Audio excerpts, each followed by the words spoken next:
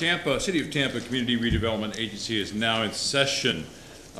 We are going to have the invocation. Councilman Vieira, would you like to introduce the person? Yes, sir, Mr. Chair, thank you very much. I would like to ask my good friend, Mr. Matt Hall, to come up. Matthew is an attorney in a startup new boutique firm by the name of Hill Ward Henderson.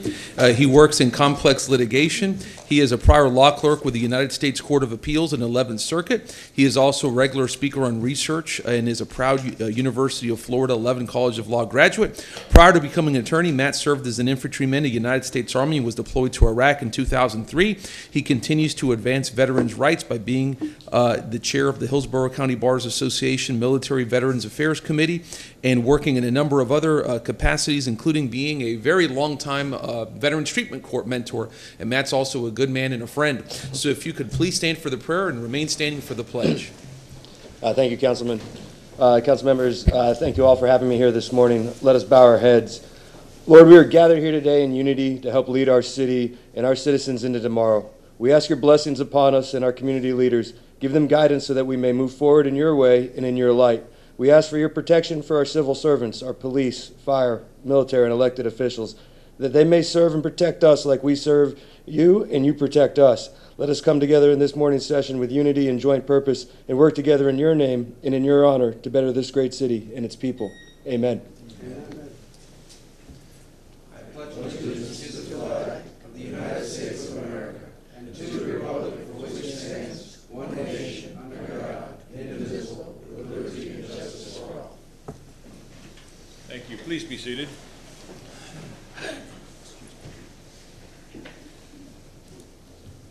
We're going to have a monthly report from a CAC representative. Please excuse the informality, but I know this gentleman for a long time. I worked with him on the YCDC, the University Development Corporation. Yes. Oh, I'm sorry. Dingfelder. Here. Gudis. Here. Maniscalco. Here. Vieira. Miranda. Here. Carlson. Here. And Citro. Here. Now it's time for the informality. Grant, are you ready to give us a report for the YCDC? Yes, sir.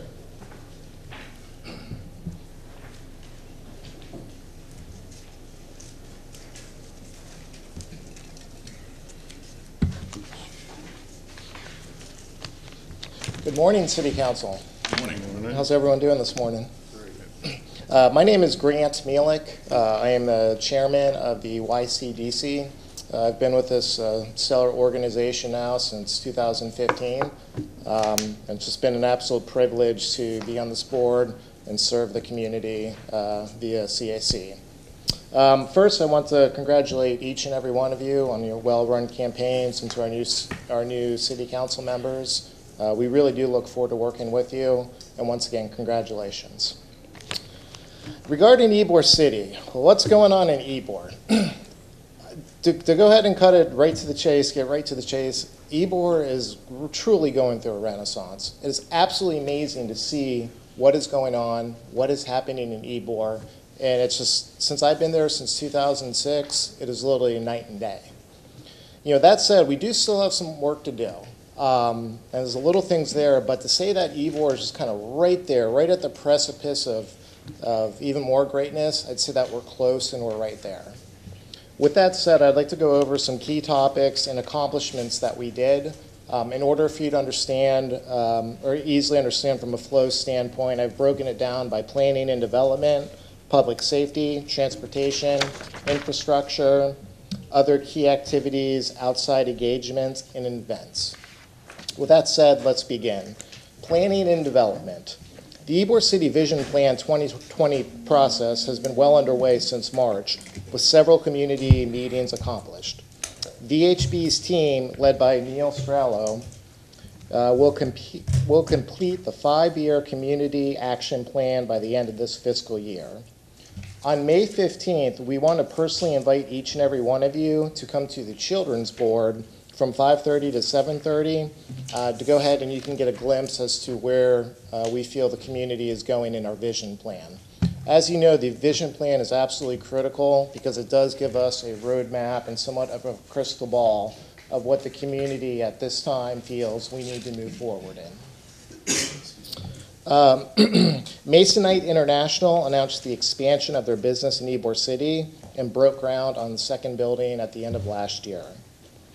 Mayav Ybor LLC, the owner of the historic Seidenberg Cigar Factory that is now home to TransferWise, completed their west side facade grand improvements, including the repair of the damaged cupola from the 2001 Camden apartment Ybor fire. Hopefully we'll never have to see one of those again. The Ybor Hotel, I think this is just amazing. So the Ybor Hotel is under construction at 15th and 7th, and the project is set to be complete during the first quarter of 2020. Can you believe it that Tampa is going to have a 4-star hotel and it's going to be right here in Ybor City? That is a testament to the growth and everything that we have come through, and it's due to your support that we're able to say Ybor City now has a 4-star hotel. It's going to be incredible. It's going to be fantastic. Approximately 10 companies have been meeting with staff, with Courtney, Brenda, and Corrine about potential locations in Ybor City. This is all positive economic development, news, and efforts, and so far, from my understanding, the engagements with these 10 variety of companies has been very well. They want to make their home right here in Ybor City in Tampa, Florida. Staff was continuing to meet with TICO to plan the beginning of the approval process of the 7th Avenue aluminum archway light project that will replace what is currently overhanging on 7th Avenue. Public safety. Staff is working close with Lyft and Uber for safety solutions by establishing specific drop-off areas that have been communicated to their drivers. Rideshare signs, if you've seen, more intently, they've been on 16th on various of the side streets. Rideshare signs have been installed, and really the whole methodology and idea about this was that pedestrians, when they're ready to go home, they know where to go to pick up their Uber. We think that will reduce traffic, and we think it'll promote a more positive, safer environment for our residents. Out of community concern, staff is working with the Transportation Department on multi-way stop studies at North 20th and East 4th and East 5th, and East 5th Avenue at 17th Street. That little pocket area in Ybor City, a lot of new homes are actually being built. A lot of single-family homes are being built, and so we feel there's going to be a need for stop signs there. But if you look at the bigger overall theme, is that, as I've colloquially told Courtney, it's at the minute that young families want to move to Ybor, young moms want to roll their strollers down 7th Avenue, that's how you know we've hit the promised land. And so we feel by putting in these stop signs, it'll help these single-family homes, and again, allow the diversity of Ybor to flourish. We appreciated homeless officer Randy Whitney. For those of you who don't know, Randy Whitney is, besides an incredible human being, she was our homeless liaison officer, and she was just incredible.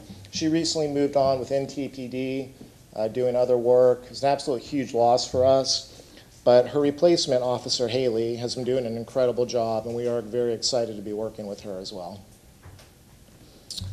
YCDC staff, business, and landowners are working closely with TPD to respond to district complaints of weekly pop-up parties on the eastern side of the district.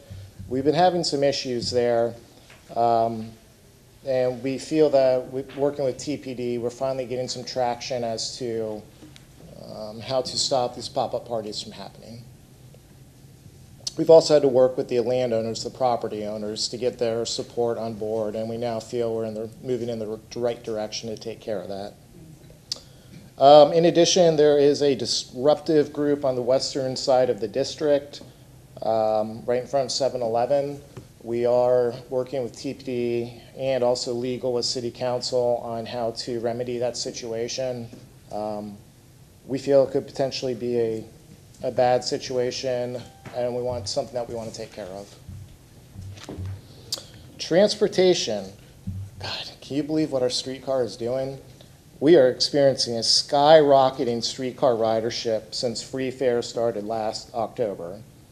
It is just amazing to see these streetcars are filled constantly on the weekends, and I think it's a really good where we're headed at with multimodal transportation within the city of Tampa. Staff coordinated with FDOT for electric messages on the boards on the interstate to alert and remind drivers that there shall be no truck traffic on 21st and 22nd. Recently, about a month ago, a huge fuel gallon truck rolled over and hit one of Richard Gonsmart's properties. Thank God it did not combust. But, you know, a few years ago when we set up the 21st, 22nd Street corridor, you know, we made it mandatory that no truck shall be allowed.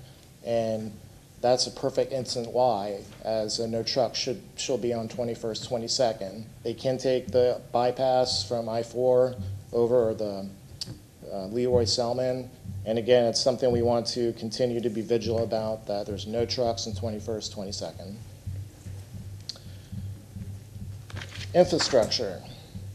The 7th Avenue Gateway Arch by the Nuccio Parkway and the Palm Avenue Monument repairs and regrouting were recently completed.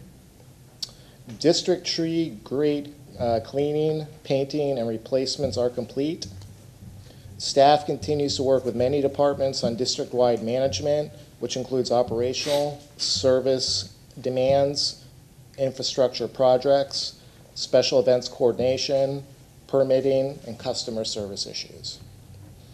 And if I could just go off and say something, the ladies we have in our office, Brenda, Courtney, and Crane, they really make my job incredibly easy. And they're really the unsung heroes in keeping us working and running efficiently. Other key activities. Law and Law Holdings was approved as the new contractor for the Ybor Environmental Yes Team. Already we're seeing a positive impact, that they're much more detail-oriented, and the district is already starting to clean up a lot. The Centennial Park sound system is operating 12 hours a day, 7 days a week, playing music appropriate for Ybor's environment. In coordination with the Arts Department, a sound project depicting sounds of Ybor in the late 1800s and early 1900s will transmit daily through the new system for the next few months.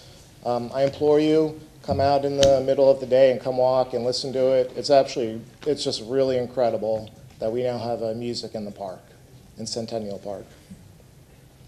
Outside engagement. Staff provided an Ybor development update to Visit Tampa Bay and hotel booking agents to assist with their recruiting efforts. We feel that is possible because you know what? A lot of these agents they don't even consider Ybor. By getting them on the radar and map, we feel this is going to be a positive for an economic development in lieu of a new hotel coming and the renaissance of Ybor that is occurring. YCDC kicked off a spring photo contest in an effort to build on its image library that promotes Ybor and inspires the arts. It's just a really neat project, and I think what makes it so neat is, if you recall a year ago, someone in the city of Tampa found pictures from over 100 years ago that were just kind of put away in an archive. And, you know, 100 years from now, somebody may go ahead and find these same pictures. And it's just, I think it's pretty neat to hold little contests like that, and also it engages the community. Staff provide Ybor tours to professional organizations throughout the year, one of which recently provided for the American Institute of Architects. Events. We had, out of the few events that we hosted, we had nearly over 115,000 people attend these events. Now think about that. That is a massive number. Some of these events include the Crew of Santiago Night Parade, James E. Rooster Parade, which if you've never been, it's actually a lot of fun. Rough Riders St. Patrick's Day Parade, Tampa Pride Parade, which I spoke to Kerry West. He's saying now that we are the second or third largest Pride festival in the United States, in the state of Florida, which is pretty incredible. Cuban Sandwich Festival had over 5,000 attendees. Festa Italiano weekend had over 15,000 attendees. Founders Day Custom Car Show, I believe over 200 cars were set up and shop on 7th Avenue. It's pretty neat to see all these old custom cars lined up. It was a great event. People just walked down the streets, looked at cars, and it was really neat. Founders Day, or I'm sorry, Lion's Eye Race for Sight. About 1,500 marathoners came and did a 5K and a 10K. Ryan's Run, approximately 500 people. And then Fourth Friday, Tampa. That's a relatively new project, and we're working on that. In closing, and I mean this with everything I say, is from the YCDC and from the residents of Ybor, from the staff at Ybor, is we want to praise and commend this city council for helping us on two very incredibly important projects for us. Number one, recently you guys voted to approve the recent historic preservation property tax exemption applications relative to restoration, renovation, or rehabilitation of properties located at 915 North Avienda República de Cuba in 1902 North Avienda República de Cuba. We cannot tell you how much that has meant to us in helping us with that, because right now those properties were not in good shape, and now we feel we're going to have two new beautiful properties. And once again, City Council, thank you, thank you, thank you for helping us with that. Finally, in closing, in summary, that is my report. This will be the last time that I will be presenting to you, as my time will be rolling off here pretty shortly.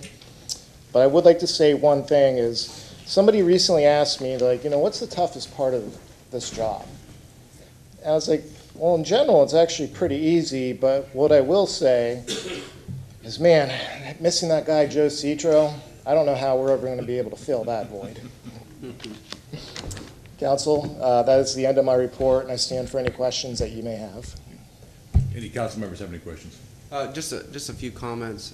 First, on the 4-star hotel that's going in, I'm glad to see that because it fills in the gaps along 7th Avenue. Buildings were demolished, some burned, to fire and whatnot, especially on the opposite side of the street, like the Blue Ribbon and right next door to the 7-Eleven. Those properties have been vacant since.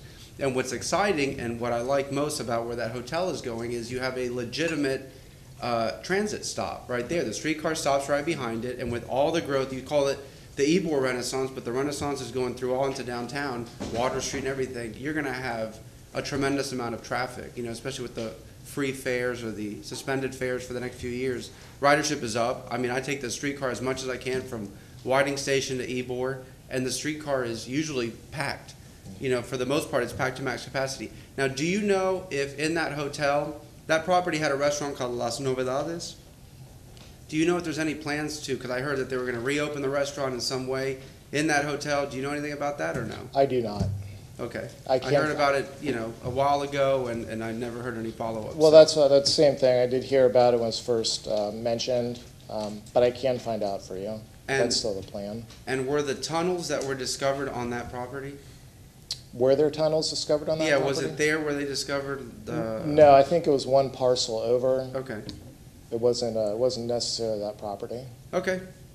Thank you. But the last thing I did hear is that they're going to have a rooftop area where people can come outside and have lunch and drinks and so forth. And I think that's just going to be really cool. All right. Councilman Goods. Thank you, Mr. Chair. Tell me about the homeless liaison officer. Is that a partial that you're paying with your funds with the city, or is the city providing that? For the homeless liaison? Yes. I believe, aren't we paying that? No, it's too citywide. It is being paid by the city. So your CR is not paying anything for the homeless liaison? Courtney? No, we're not. Tell me about the 7-Eleven, what's going on there, and also those pop-up parties you're talking about. Explain that to me. So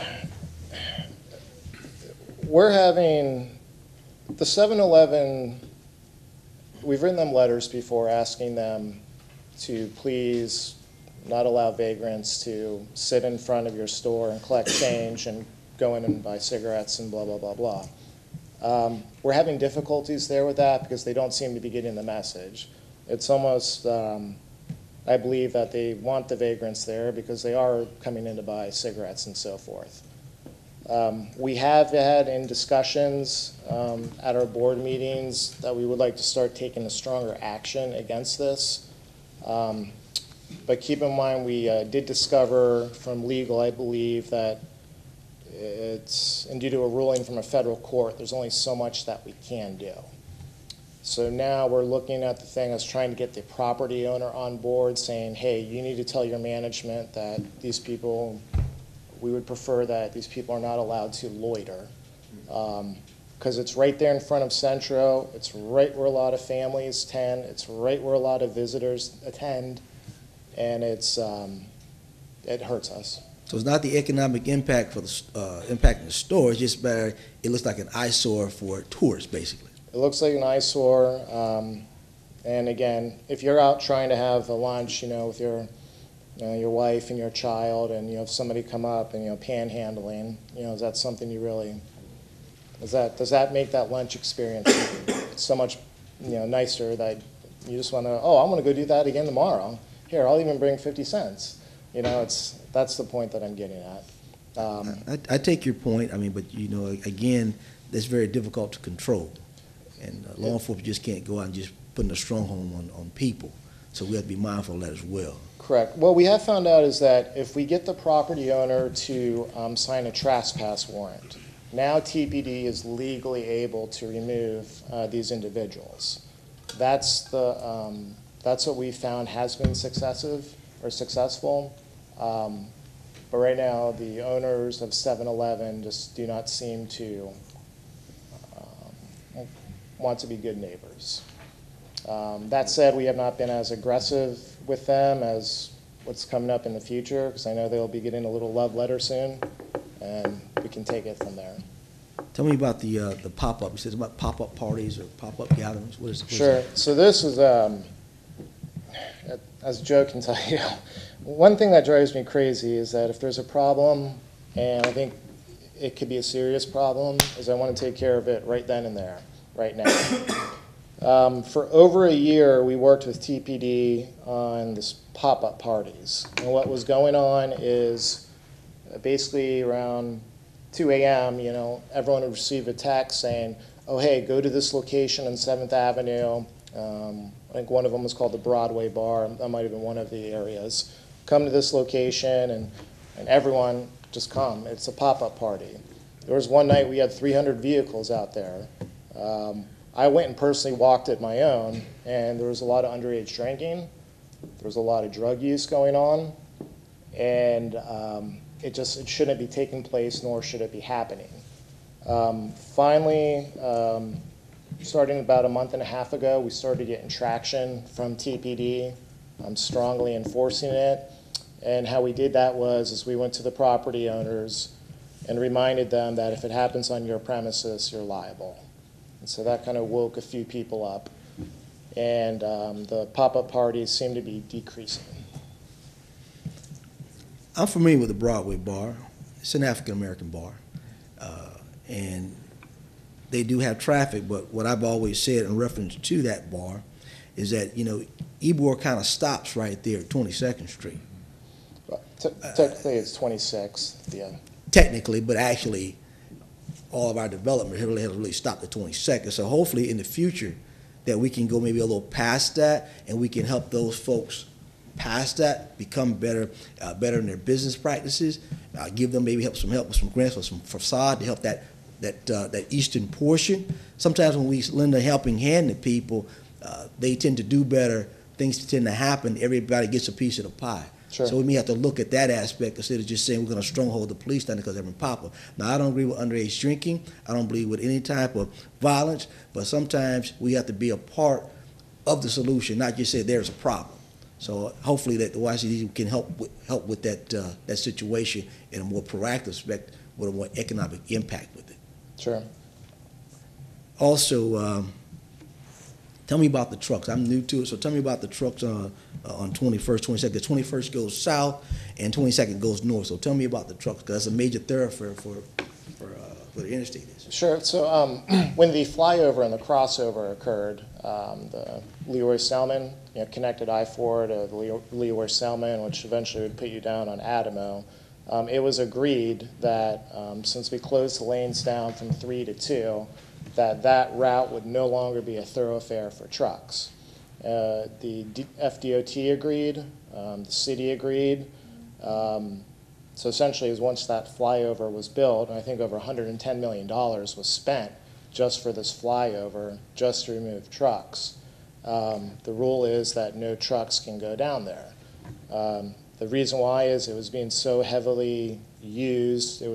Buildings were being crashed into.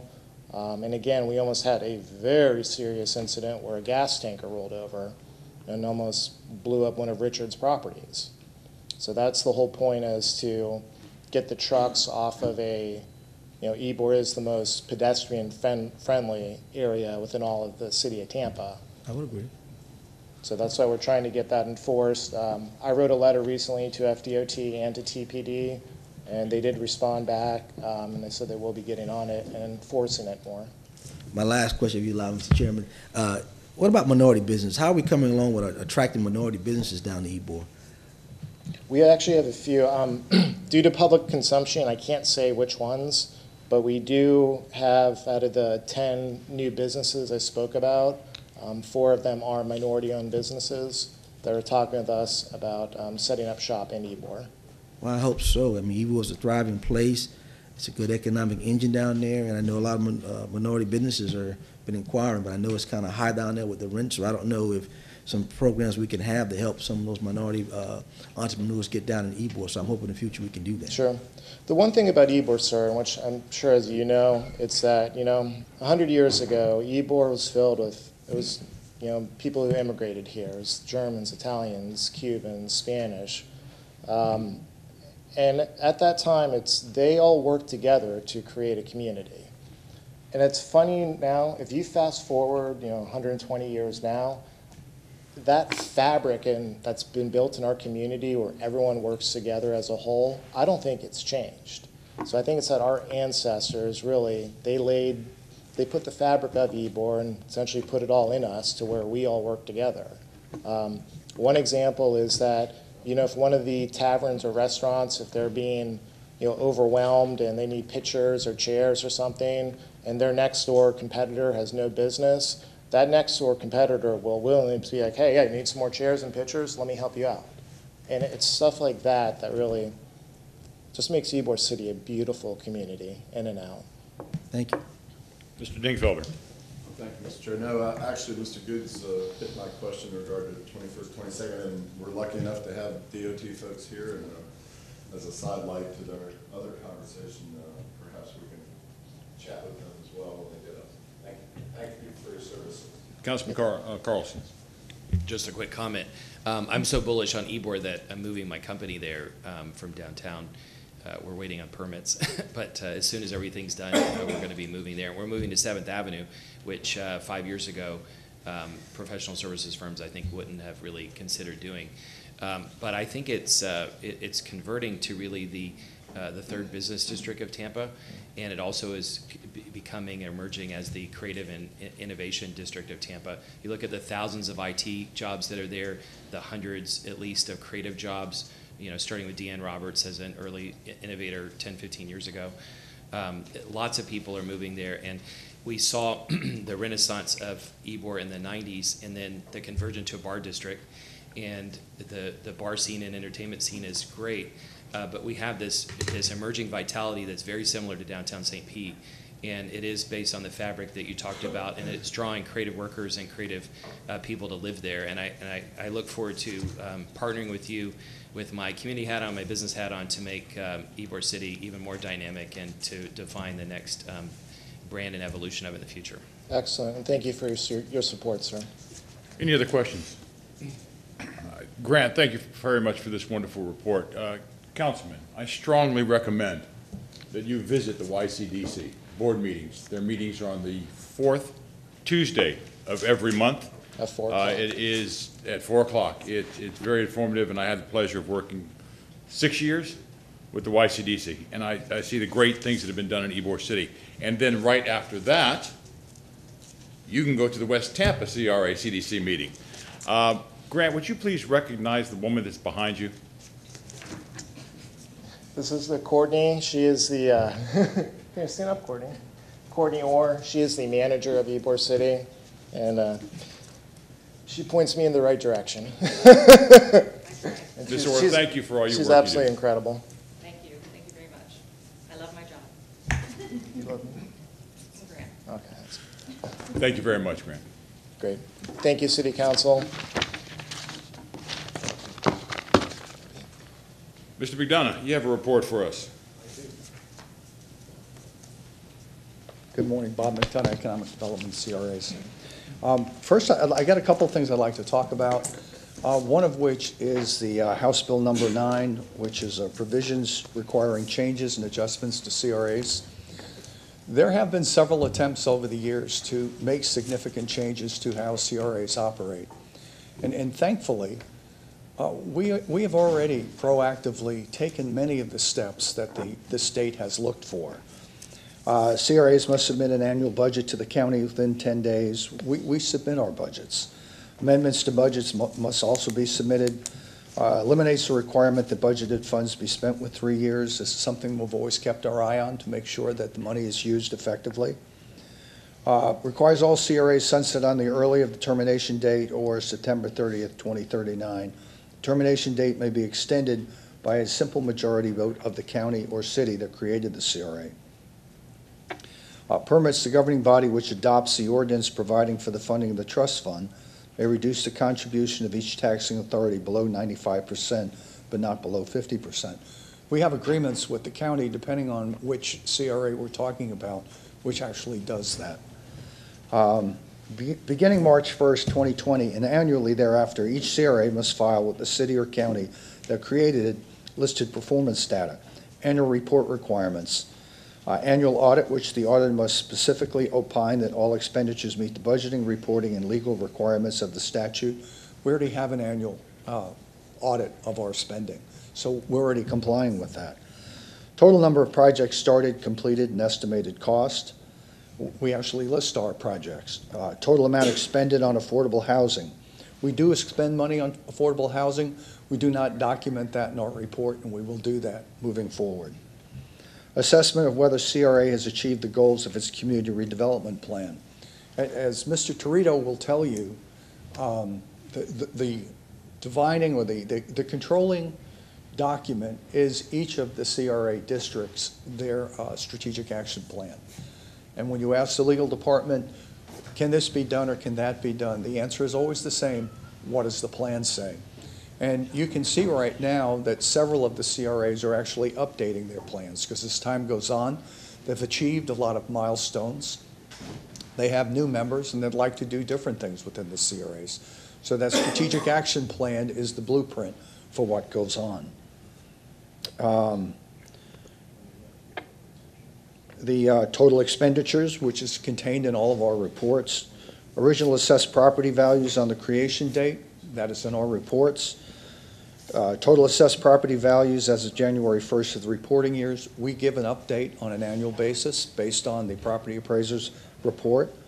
By January 1st, 2020, each CRA must publish on its digital website a map of all boundaries and total acreage.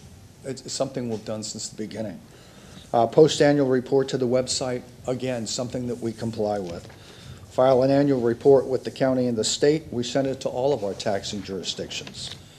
Annual provisions that we already do provides that CRAs may expend funds only pursuant to an annual budget adopted by the CRA board, a process that we follow. Ethics training for CRA board. As city council members, you already receive ethics training, and so you have received that. CRA must use the procurement processes of the city. It's something that we've always followed. Provisions that we do not affect us, termination of CRAs that have been inactive for 6 years. We do not have any inactive CRAs. CRAs terminated with debt may continue to collect revenue to pay for the remainder of the debt. We do not have any that have been terminated with existing debt. So the legislature has been concerned with the activities of a lot of CRAs based on shortfalls or lack of transparency. And it's something that our organization has always followed with the direction of our CRA board. So I'm very happy to report that there are lots of new rules and regulations, but none of them make a marked change in the way we do business because it's something that we have already been done. Councilman Maniscalco. So would you agree with the statement that Tampa is the gold standard when it comes to CRA? Because I hear, as from everything that you said, from the legislature, there's a lot of criticism because other municipalities and whatnot may have issues, but we run everything as it should. I mean, everything is to the book. I think, it's the city of Tampa is an example for the rest of the state of how a CRA should be managed and run. I think the fact that we do not have to make any changes based on changes suggested by the Florida legislature or mandated by the legislature, I think speaks to that. The fact that we already had these checks and balances in place. So I'm very comfortable with the fact that we do run a transparent operation and that the taxpayer going online can automatically follow exactly what goes on. Exactly. Thank you. Any other questions? Is that just an introduction, Bob, or are you continuing with? I have a couple other things to talk about. Okay, I'll wait. Again, I'd like to talk about some of the programs that we do. We have some new council members, or actually a council member that is not exactly new, but has had a hiatus. One of the things I'd like to talk about is something that's very visible and popular, our CRA Commercial Facade Grant Program. It's about 10 years old. We've been doing it since 2009. It's in Ybor 1 and 2, East Tampa, Drew Park, and West Tampa and downtown just recently added that. We've awarded 101 grants since November of 2009. $3,189,175 total grant funds are awarded. $12,189,877 of private sector investment in those properties. So a 4-to-1 leverage. So the intention is to improve our neighborhoods, to improve the value of properties, and we feel that this has been a very successful program for that. So here's some of our goals: to improve the appearance of the building and property. And again, all of these we've chosen highly visible corridors within our communities. So as I mentioned, that's the total numbers as of April 2019. Here's an example in Ybor City, a before picture, after picture. Obviously a very dramatic. 7th Avenue is one of the corridors that's important. It's highly visible. It's a retail corridor. And so that's an example of how that leveraged money works.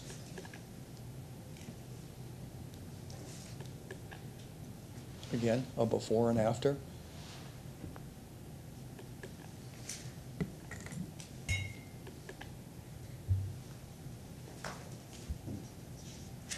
Mr. McDonough, this is in Drew Park?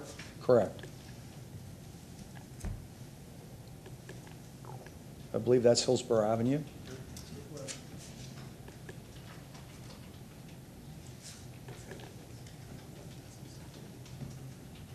Got to get them to work on that sign, but another Ybor property.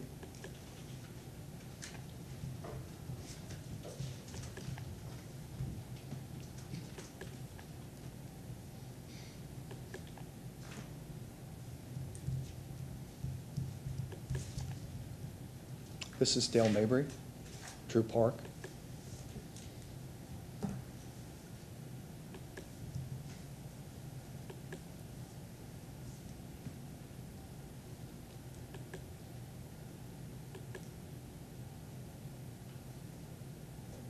East Tampa.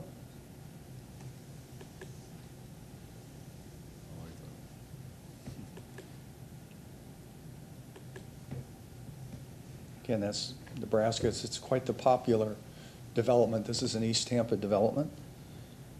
They added a restaurant and an outdoor activity center, which has become very popular with the neighborhood. Mr. McDonough, these are all matching grants. They have to match at least what we do, but if you saw that number, it's actually, the leverage is more like 4-to-1.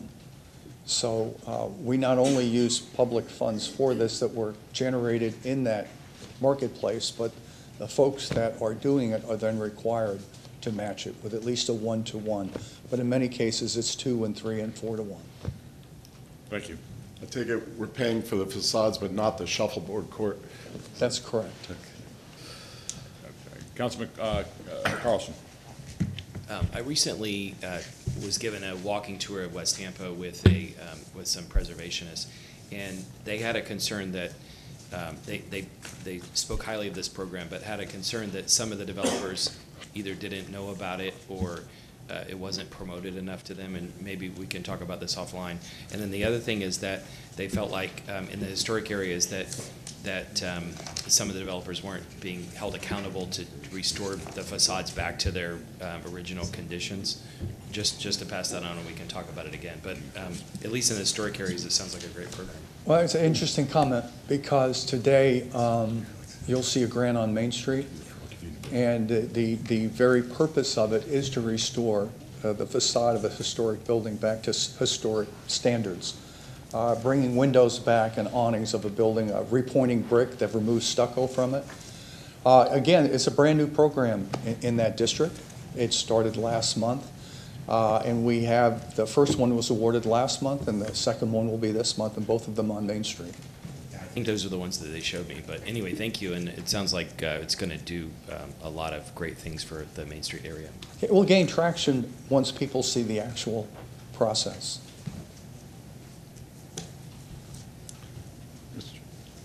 Councilman Dingfelder. Thank you.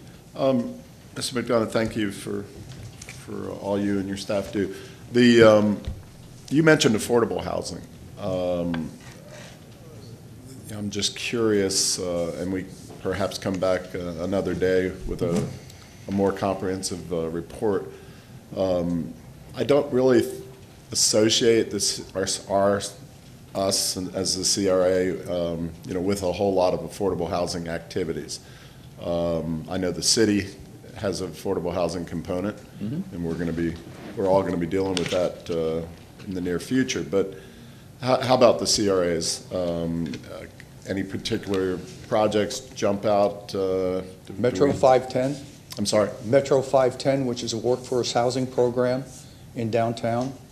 What was our involvement there? The there? matching money that was required for them to be able to get the leverage for the tax increment financing was provided by this downtown CRA. Was that a guarantee, a financial guarantee? No, it was actually, we had to provide $100,000 for them to be able to, it was a local match, and it allowed them to be eligible for state funding.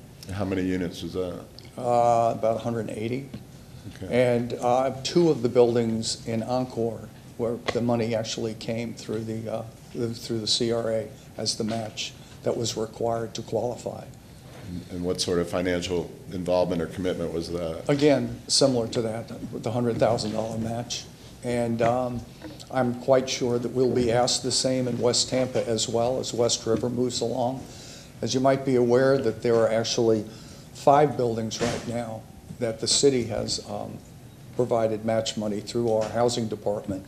And that approximately $500,000 plus, I think, $3 million solidified $121 million in financing for the 5 buildings in the West River project. There have that's excellent for us to be able to, use some of our money and our position to help with the leveraging of those projects. I'd like to see the CRA, this is just my personal opinion, one of 7. The CRAs, the various CRAs get deeper involved in affordable housing, not only on the large scale, but also on the individual scale. And actually, there are several right now working on plans with that. Single-family lots in West Tampa, single-family lots in East Tampa, again, trying to develop them to with a price point that makes sense for the entire market. One of the challenges right now, affordable housing, that title, there's federal money for that. But for that place between the people who have a lot of money and the people who don't, that's the difficult one to match up with. We did that with the Nehemiah project in Sulphur Springs. Construction costs are going up 8–10% a year. It's a difficult deal to try to match the normal household that's at 115 or 120 or 125% of our area average income for them to be able to afford. And so I think that's a place that we can work on, meaning that we have down payment assistance, which we can match with the city. It provides up to $15,000 for folks. So I think we need to probably do a better job of matching our efforts along with our housing department, which we are working with now. Yeah, I think we should, be establishing specific goals. I mentioned that at our meeting last week in terms of, housing units that the CRA can, take pride in and say, our goal is 250 units in any particular CRA or something like that, and especially East Tampa comes to mind. I think there's a great need there, and perhaps Street Park as well. But anyway, maybe later in the summer you can come back and give us a more thorough report on affordable housing and CRA. And like I say, we can start establishing some goals for next year and the year after in terms of what we want to achieve, and work with the advisory councils on that. I'd be happy to do that. Thank you. Councilman Goods. Well, thank you, Mr. Dingfelder, for mentioning East Tampa, which I know very, very well. My problem is that the city has a lot of property. Vacant lots, abandoned houses, all over the place. And I don't understand why we don't have a task force from your department looking at what properties the city does have available and finding not the big guys, but the little guys who start building. We've got a lot of buildings that are dilapidated that we need to find small developers, give some incentives to get some units in some of those old buildings. I don't understand how we're not moving. We're moving like a small turtle instead of a hare, and that really bothers me from year to year to year to year. We should have a task force being assembled out of your department, focused on that, finding every property within the real estate division, working with them, and also every building, because there are huge buildings in East Tampa. All over the city. They're not being utilized, just sitting there, just falling apart. So I'm looking for some exciting things, and I know this board on the campaign trail, they all have heard about housing. So I don't think it's going to be an issue with getting support from this council about housing. So we need to form a task force from your department and with to really develop a plan. And I concur with Mr. Dingfelder. We've got to have a plan, because to me we don't have one right now. Any other questions for Mr. McDonough? You don't need a specific Thank you. motion on that, do you, Bob? I do not. Thank you. Thank you, Mr. McDonough, for your report. Now it's time for our item number 3, our quarterly report from FDOT. Okay, council members, first of all, congratulations and thank you for allowing us to come present to you today. We've been coming to this board for quite a long time, making presentations, and unfortunately, some of the new members may or may not be familiar with all the things I'm going to present. But if there are some things that I don't cover, or things that you do want us to come back and present, provide some more background. This is a culmination of a tremendous amount of work that's been going on, I would say over the last 3 years, but that doesn't tell the whole story. This has been going on since 1991, this process. So if there's information that I'm not presenting today, or that you would like more information on, we would be happy to provide that to you. So first, let me address the 22nd, 21st Street project. Mr. Mellick was correct when he said that when we did construct the extension on the Selman connector, at that time the agreement with the City of Tampa was we would turn over 22nd and 21st. Those were department roads at the time. We did turn them over because the city wanted to restrict truck traffic along those corridors. Unfortunately, that wasn't something we can do, but the city could do it. So those roads are now in the property in the hands of the city, and it's more of an enforcement issue along that corridor more than. Are they marked? I believe they are now. There was a transition period where it was marked but not enforced, but I believe now it's actually enforced. But doesn't mean that trucks aren't doing it. I'm just okay, so let me get to my presentation. So as a reminder, Tampa Bay Next was a project that was an idea, a program that was born from the TBX. If you recall back several years ago when TBX was a hot topic in the region because we were introducing pieces of the Tampa Interstate Study, which was completed back in the 90s, which involved the two major interchanges in West Shore and in downtown and the connection in between. That caused a lot of public concern, predominantly in the downtown area where we were acquiring a lot of property, impacting homes. And so the public came out and with some strong comments about that plan and the need for us to address on a holistic perspective, what are we doing to improve transportation in the region? And what we wanted to do is get away from a road-centric philosophy and better engage the public on what it is that they truly wanted to see. And if we were going to make an investment in transportation in the Tampa Bay region, what was that investment going to look like? So we embarked on this Tampa Bay Next idea to create a better dialogue. We were, to illustrate some of the, I got a slide here that goes over that, but we were in, we went from Pasco County, Pinellas, South Hillsborough. We spent a lot of time in the urban core areas, hearing from folks as to what it is that they wanted to see in the transportation conversation. But as part of Tampa Bay Next and the other projects, we've been working to reduce, and these are the problems we're trying to solve. We're trying to resolve traffic congestion. We're trying to improve safety. We're trying to improve the operations of the system. And then the big key part of this is also providing more choice, because that's what we heard loud and clear. So how did we do this? A tremendous amount of public involvement since 2017. The CRA alone, we've made over 26 presentations to either to the City Council or to the individual CRAs themselves. We've been out in the community having conversations and hearing from folks what is it that they wanted to see. And this map illustrates, again, back to just as a reminder, what Tampa Bay Next is about. If you can see on the map, the red, orange sections there are marked 4 and 5 and then 6 and 7. That was part of the original TBX conversation. After that, working with Federal Highway, we kind of broke this project. That project was kind of broken out into where we were originally doing a reevaluation on some portions and a new study on the segment on the segment 7 portion. What we went back with working with Federal Highway was that we would reevaluate the original Tampa Interstate study. So the 91 study was the premise behind the TBX conversation.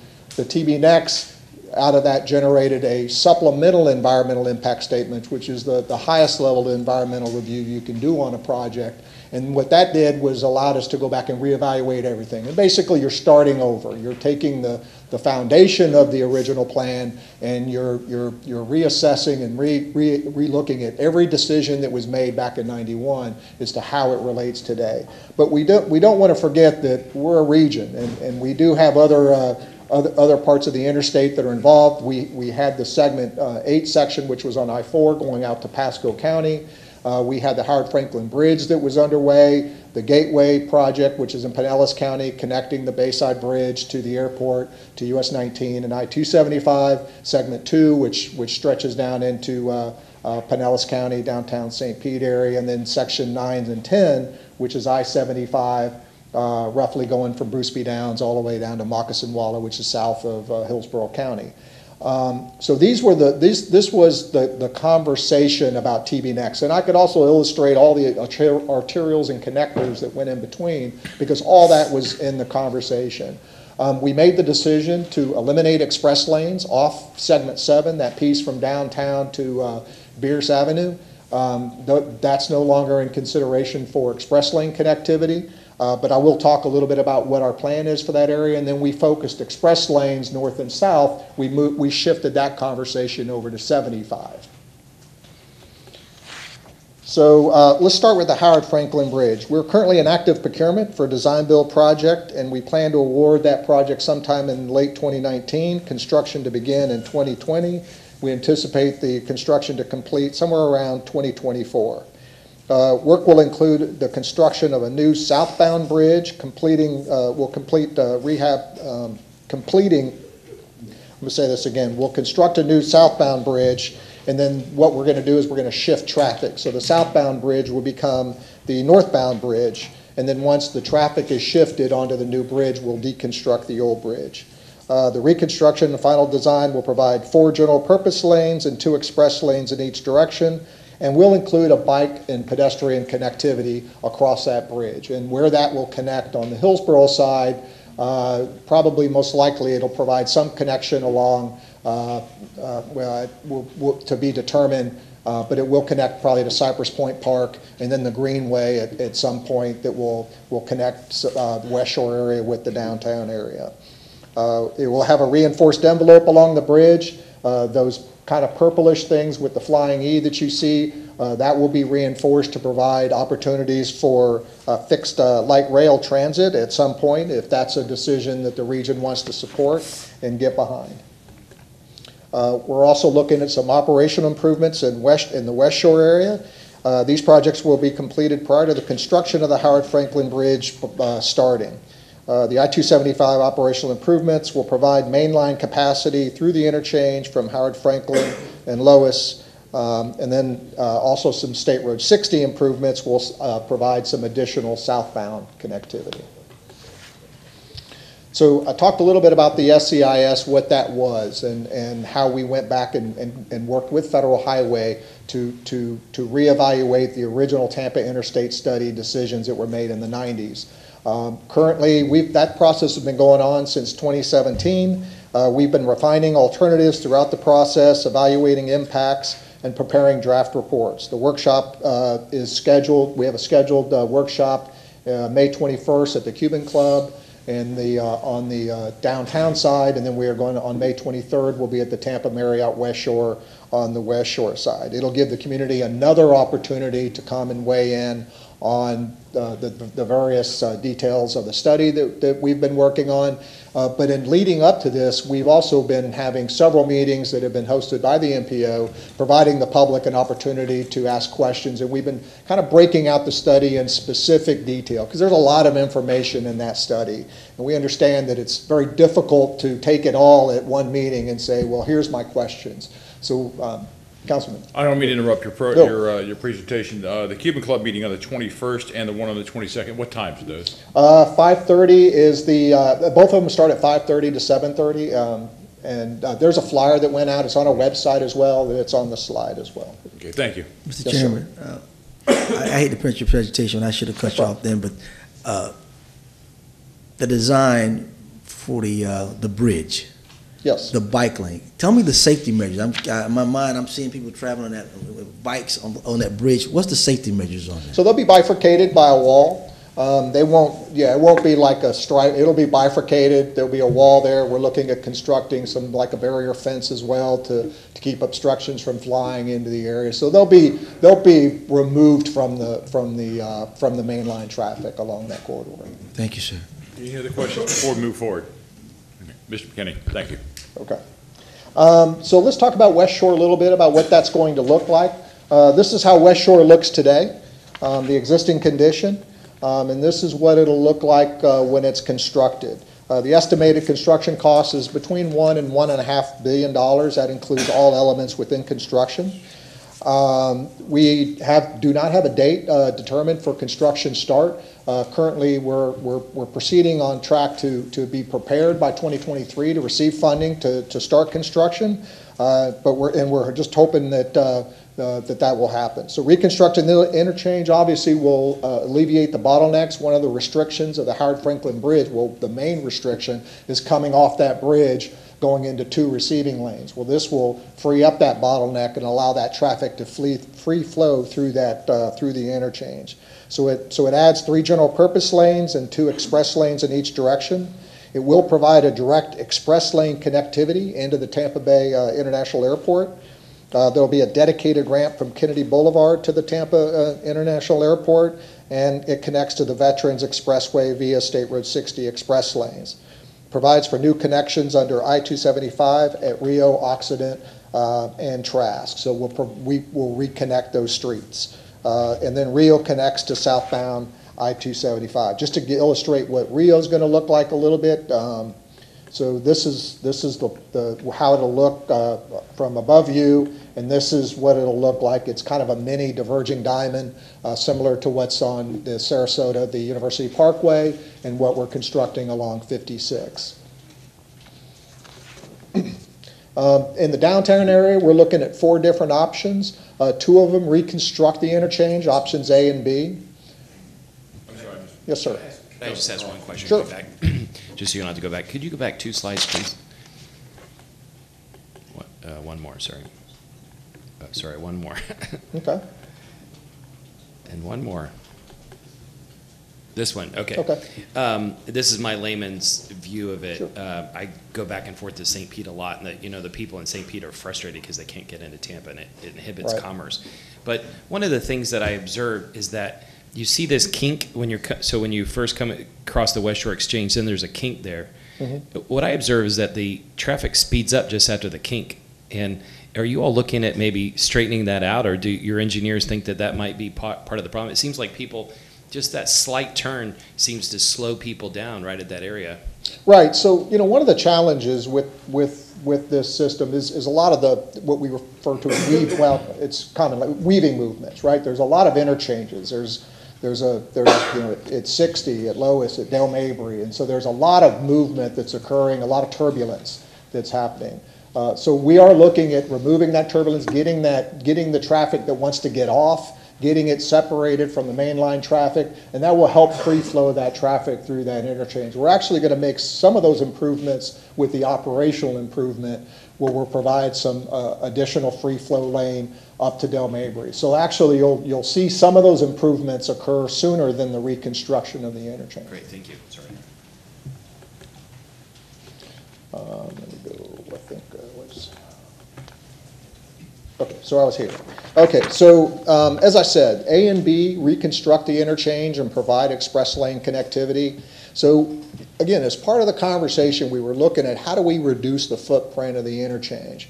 How do we minimize impacts to communities and the right-of-way impacts? And that's what C&D was intended to do. It was looking at how can we improve the functionality of the interchange, but also provide some congestion relief in the forms of express lane connectivity. So C&D was an attempt to do that. C basically takes express lanes and runs them south of the interchange, and option D takes express lanes and runs them north of the interchange. And we're evaluating all 4 of those options as part of our study.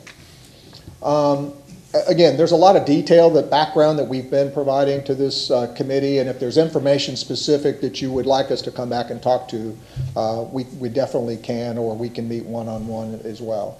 So let's talk about I-275, because that's a study that we've done a public hearing on here recently. I-275 from roughly north of Pierce all the way down to just north of MLK, segment 7. This segment was originally looked at under the TBX conversation as one of our express lane corridors. We were looking at providing one lane in each express lane in each direction. And then we've since gone back and eliminated the need for the express lanes, but we're still looking at adding additional capacity through there. So there's actually 2 projects associated with this, as you see on here, and I'll explain those to you. You'll see on the left side of the screen the transition limit project, and then the Section 7 project. So the transition project will complete operational improvements to provide a transition to existing conditions on the corridor. Improvements include providing auxiliary lanes northbound at Flora-Brask Avenue to Martin Luther King Jr. Boulevard, and southbound from Martin Luther King Jr. Boulevard to the flyover ramp at I-4. No right-of-way is going to be required, and sound walls will be installed where feasible. Section 7, which is the project to the right, will provide additional capacity along the corridor to provide 4 general purpose lanes in each direction and a 15-foot wide inside median that can accommodate transit in the future. All the proposed improvements for the mainline I-275 will take place within existing right-of-way, and at the Beerus interchange there will be a need for some right-of-way for ponds, but it'll be minimal. So let me kind of show you what the transition piece of that looks like a little bit, because that's this may or may confuse you even more. So this is the piece roughly from north of Dr. Martin Luther King Boulevard into the interchange. So we're looking at providing some additional capacity, as you see on the inside, so you'll actually have an additional lane. What we need to do is try to separate out the traffic that's heading southbound to eastbound I-4. So we're actually looking at providing an additional lane on the off-ramp. Now it's a single lane, and if you notice, well, if you've driven that area, you know that traffic stacks up on 275, and a lot of it is either people trying to get on that ramp or people trying to jump the queue and try to jump ahead of those people that have been waiting to get on that ramp. So what we want to try to do is remove that queuing, as well as provide some additional storage for people that are getting onto the southbound to eastbound ramp. This illustrates kind of a one lane on the ramp flyover, then merging back into the single lane. But what we're looking at now is providing actually two through lanes on that ramp that will connect onto either connect onto 14th, 15th below, and also merging onto I-4.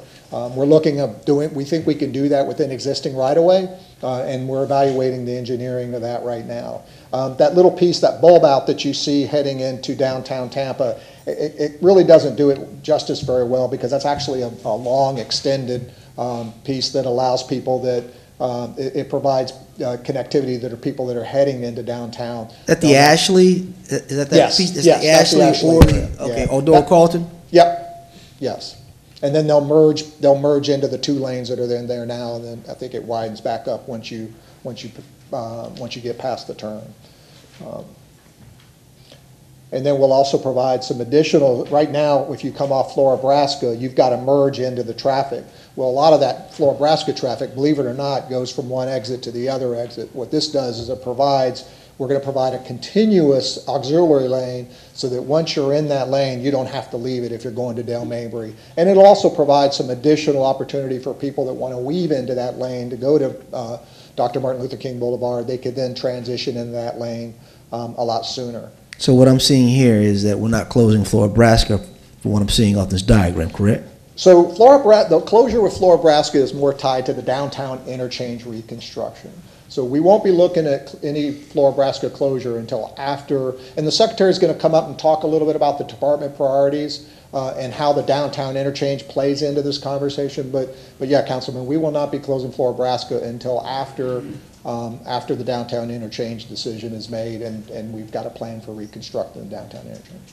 Well, just make sure that the community is engaged in that, because some are very, very upset about that economic impact to that community. Yes. And I harp on this all the time. When that bridge on 40th Street was built, it cut off the lifeline to 40th Street. So I want us to be mindful that we don't want to cut off another engine like we did before. Absolutely. Thanks. Okay, so I talked a little bit about sound walls. In the future build scenario along that corridor, there's 749 properties that are predicted to be impacted by traffic noise. 740 of those are residential properties.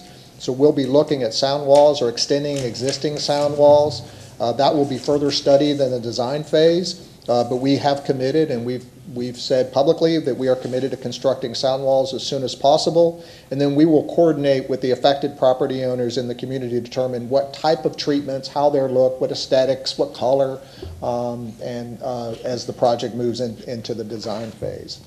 Landscape opportunity, this question comes up quite a bit. The department is committed to providing landscaping. We will work hand in hand with the community to determine not just where to put the landscaping, but what type of landscaping. And so that will definitely be part of the conversation as we move forward. So transitioning out of the SCIS into other TB Next conversations, just want to remind the council that DOT has been a committed partner to transit. We recognize that a road solution is not going to, we're not going to build our way out of congestion. We've got to find alternative ways of getting people around, whether it's transit, whether it's traffic demand management, whatever it is, integrated technology into our system. We're committed to looking at all opportunities to improve how people get around in our region. And this is just to illustrate not just the things that are going on in the region, but the things that the department is a partner in with either the city, the county, to advance the transit conversation. Again, illustrating, how important some of these connectivities are. We're a funding partner with the extension of the streetcar study. We want to see that happen, and we're committed to working with the city to make that happen. We're also working up in the university area to look at a route study along there. We're partnering with the Innovation Place folks as well as the city and the county because the university area kind of crosses both boundaries. How do we improve connectivity in those areas? And then again, how do we connect those two major areas, whether it's along Florida Avenue, Nebraska, whether we use the Tampa Bay Regional Plan, the T-BARTA study along 275, that corridor, wherever that transit connectivity that makes sense, that the city, the county, the whoever's going to run the transit operations, whatever decisions made, we stand ready to be a strong partner in making that happen. We're also committed to workforce development. This is something that the department has undertaken, and this is something we're very proud of, and so we like to talk about it. And just to illustrate just how committed we are, we piloted a program in the Gateway Project area. We partnered with St. Pete Works, the Pinellas Sex Offenders Rehabilitation Coalition, PERC. We've partnered with St. Pete Housing Authority, Career Source, and the CDC of Tampa to bring folks that otherwise don't have job opportunities. And I know I'm not saying anything you don't know, but there are pockets of our community, particularly East Tampa, West Tampa, the university area, that don't share the 3.2% or 4% unemployment that the rest of us share. It's more like 40%.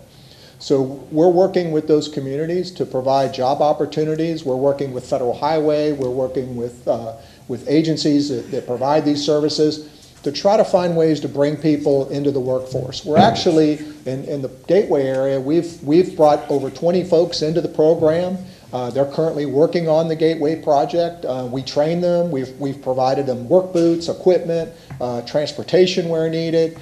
And it's really working out because all but one of those folks that entered the program, all of them are still in the program and working on the project. So that was a lot of information. I'll be happy to take questions, and then I'd like Secretary Gwynn to come up and just say a few words. Councilman Vieira.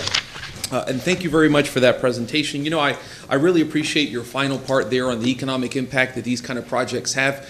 Though it's not created as such, a lot of these are WPA, Works Progress Administration type efforts in effect that really put communities back to work with starting wages that are double our minimum wage from the state level, more than double, and that's actually no, it's less than double. My math was off, but roughly double, and that's a very good thing. You'd very briefly mentioned I-75 and potential express lanes there. As we've discussed before, I would continue to ask that you keep me updated on those. I know that I put together a community meeting with New Tampa on that maybe 6-7 months ago, but we'll just to quote the police, every breath you take on that issue, please let me know, because that's an important issue to the community, obviously.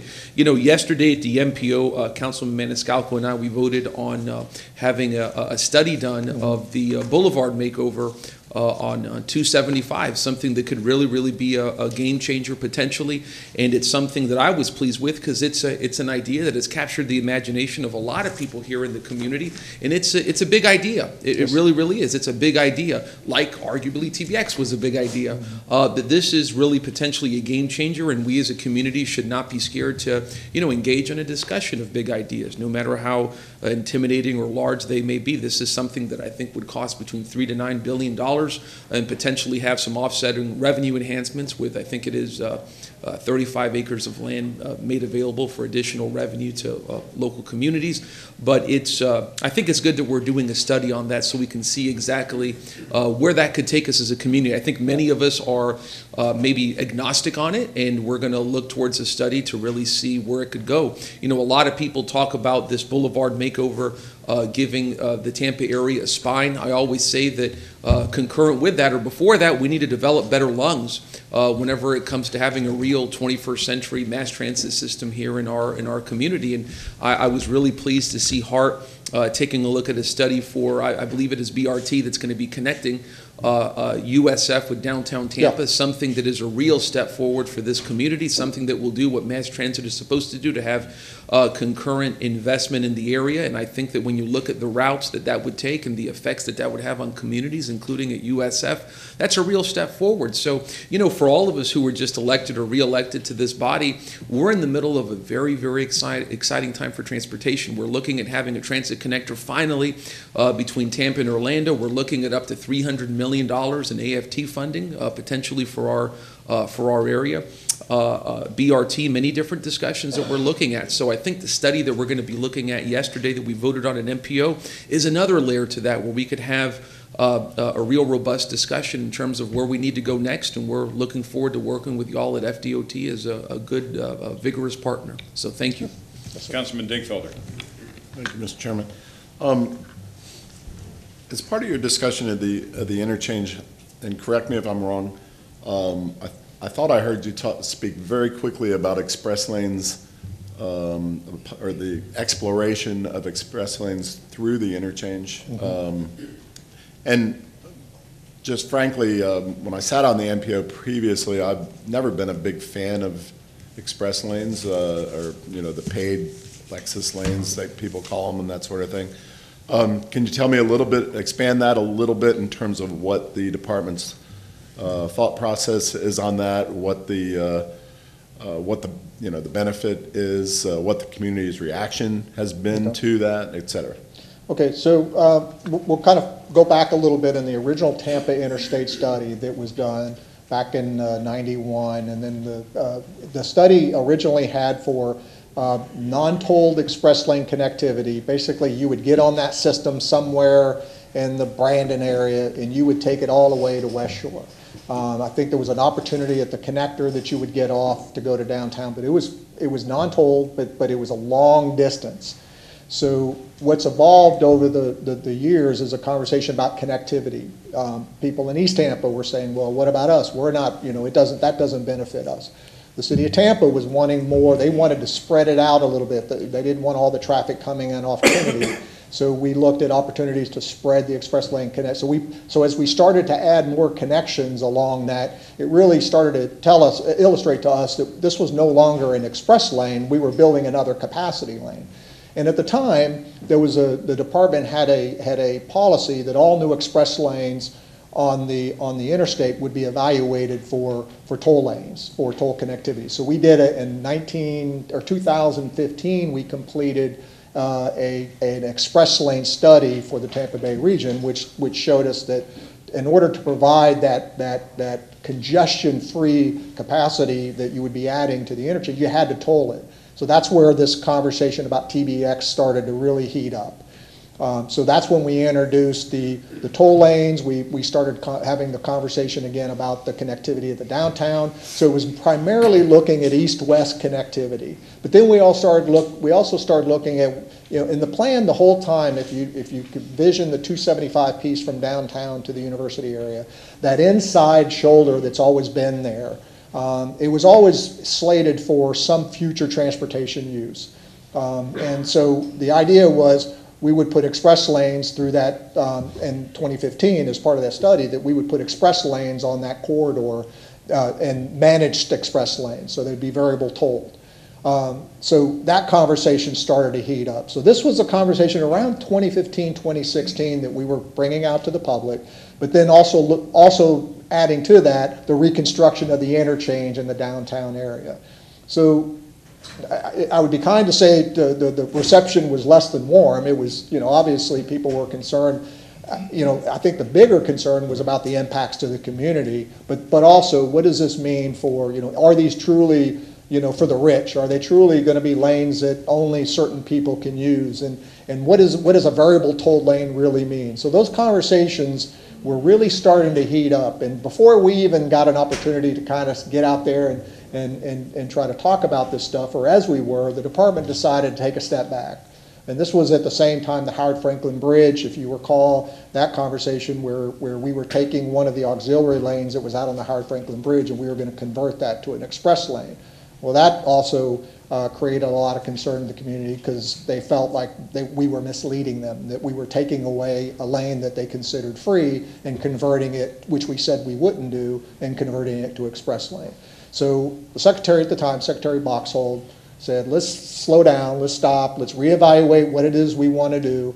And that was the whole reset conversation that generated. So we started talking. I mean, we started going around to the community and getting engaged with folks, and that's what generated the TB Next conversation. And I would say that, you know, adding art from the perspective of the department and how we look at adding capacity, future capacity. I mean, as I said before, we can't build our way out of this. There's more traffic than we could ever hope to design for. We would be building 20-lane interstates if we thought that was the solution.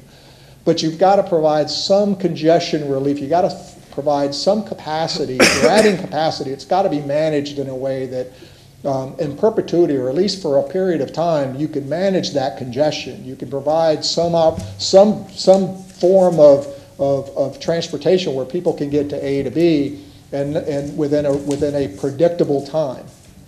So that's the idea behind managed lanes. I mean, this is not a Tampa Department of Transportation thing. This is where we are today, Councilman, and with the conversation, this is part of the study that we're looking at. And this has been, you know, it's evolving. It's still ongoing. We're still evaluating non-tolls. That's still part of the evaluation. I won't say that we've decided that it's going to be this, because we are still looking at the original express lane plan and whether or not that still has merit today. So, but the bottom line is you can have managed lanes, you can have efficient transportation through that area without necessarily charging. But you would have to restrict access. I mean, it's just an engineering function. Yeah. But you would restrict access. Because, right, but you know, restricting access to, you know, get people through is not necessarily mandate charging. Right. Okay. And I'm not telling anybody here something new, but you know, we've never charged to be on the interstate system previously. Yes, we charge up the Selman or out the Selman and, you know, up through the veterans and that sort of thing, but those were built in that fashion. But I think our community is always expected to be able to get on the interstate for free without fee. I'd like to see it continue that way, but thank you for your... As the old secretary said, nobody rides for free. If you pump gas, you're paying for... Well, yes. But, you know, the bottom line is the community, I think, already feels like they've paid for it. They're continuing to pay for it in terms of taxes, et cetera. Not necessarily that it allows for certain privileged folks to travel in those lanes, excluding others. Yes, sir. Thank you. Councilman Carlson.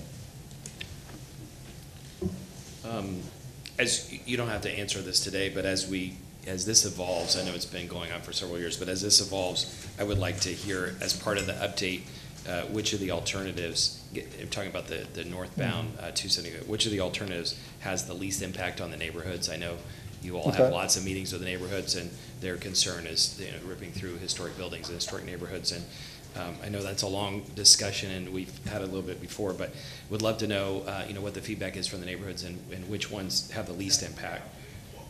Also, in response to grassroots, at least from my perception, in response to grassroots, you all were generous a few years ago in contributing some money to what became the name change several times, but the premium transit study. Right. And one of the criticisms of that process is that it didn't include enough public engagement. And I had several conversations with the former CEO of HART and others suggesting, you know, pro bono suggesting ideas on how to engage the public, how to work with the public, and their pushback was that they didn't have enough money. And we in the community said, well, go ask DOT or whomever for money. If you all do something like that in the future, I hope that you will put a big requirement of public engagement there. You know, at least the new folks here who were elected are great examples of how the grassroots now runs everything, not some of the traditional organizations. And although many of us are part of those organizations, the grassroots really drive everything, and we need to make sure that we stay in touch with the grassroots. And the only way really a public organization can do that is through public engagement. Along those lines, there's a big cry for some kind of rail, and then there's also cries on the other side not for rail. I know that the new CEO of HART is talking to CSX. At least under the last governor, there was a feeling that we shouldn't fund anything related to rail. Do you know what the current temperature is? If HART hypothetically, if HART comes up with some deal with CSX, is it possible for DOT to participate, or is that off the table? I think we've said all along, and as I illustrated, we will be a partner, but there has to be the first thing, the first challenge in that is for CSX to be serious about a conversation, they have to know that there's real money involved in this, right? It can't just be a conversation about, we might get some money, or we might use the tax for this. They have to know that somebody is serious for them to seriously engage in that conversation. And we've also talked about, illustrated, and we've presented this, and we can come back to this board and present it again, is for us to be, we're going to be the biggest funding partner outside of the federal government. DOT is committed, and we've said that we've committed 25% of the funding. Federal government normally contributes about 50% of the funding, but then there's the 25% that has to come from someone else, right? Either the city, the county, another agency. And then there's the operation and maintenance that would have to go along with that. So there has to be a strong funding partner on that 25% plus all the other costs. But we will be there, as we are with right now. A good example is the Central Avenue BRT that's going on in Pinellas County. We're lock stock with PSTA to make that happen. And we're, just like with the T-BARTA study, we're lock stop, with them to make that happen. We've got to find other solutions, Councilman. I think, I can't illustrate that point enough. We've got to find other ways to get people moving around this area. And thank you all for what you're doing to partner with everybody. One last quick question, and this is a big question, but we can speak shortly about it now and more later. How real do you think the Brightline proposal is for Tampa, and how would that impact these plans? Well, that's probably not a question for me. I think they're pretty serious. I mean, I think Richard Branson has made it very clear that he wants to come to Tampa. Maybe when the secretary comes up, I'll let him give the department's position. I think it's a great thing. We are trying to work with them. We are engaged with them, and as they're developing their plans right now, they're primarily focused on the East Coast. But we have had conversations with them, and we are looking for ways to how we can make sure that what we do works with what they're trying to do. Thank you. Look forward to talking to you more. Sure. Councilman Maniscalco. Thank you very much. As I've said before, I've always been fascinated with the interstate and the history of the interstate, the Eisenhower interstate system, and how it came to play to fruition after World War II in the 1950s and whatnot. And studying it, I know that when it first was laid out, it was on the front page of the Tampa Tribune, for example. I pulled up that issue, and this is what our plans are. We're going to come through the neighborhoods, and it's going to go through Ybor City and West Tampa and whatnot, and it's grown since then. But the Boulevard study is fascinating. Councilman Vieira mentioned yesterday at the MPO meeting, moving forward to look at that. So, historically over the last 60 years, neighborhoods have been divided. You had urban renewal. Ybor City was split in two. African American communities were completely demolished. I mean, look at Central Avenue. Nothing exists there. But it's coming back full circle, because should this Boulevard project ever come to fruition, I know that the discussion, the thought process is beginning now. It'll help reconnect neighborhoods that have this highway going through, all this concrete can now be reconnected. You have properties that are not on the tax rolls now that will then in the future be on the tax rolls. And I'm glad that that's happening, because it gives some hope, especially to communities that have been essentially decimated because of the highway system. And although it's taken 60 years, now we're having that discussion that possibly we can reconnect and reinvigorate that.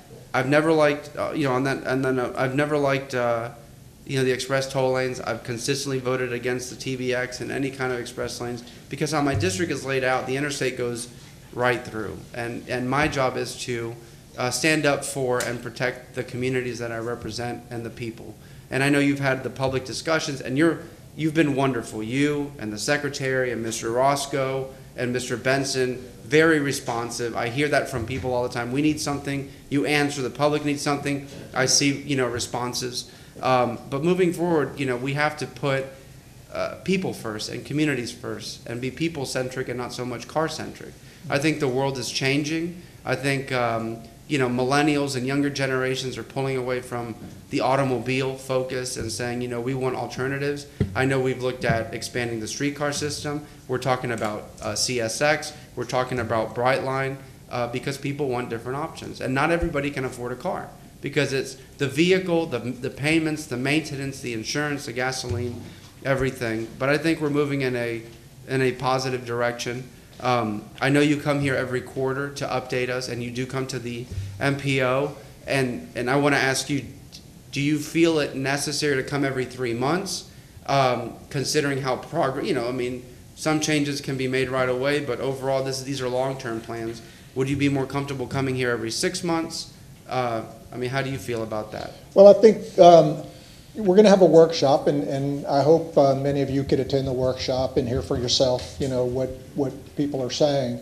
I think it might be valuable. Maybe after the summer we come back and present some of the results and findings. But then after that, it's going to be a period of time before we're submitting the draft document.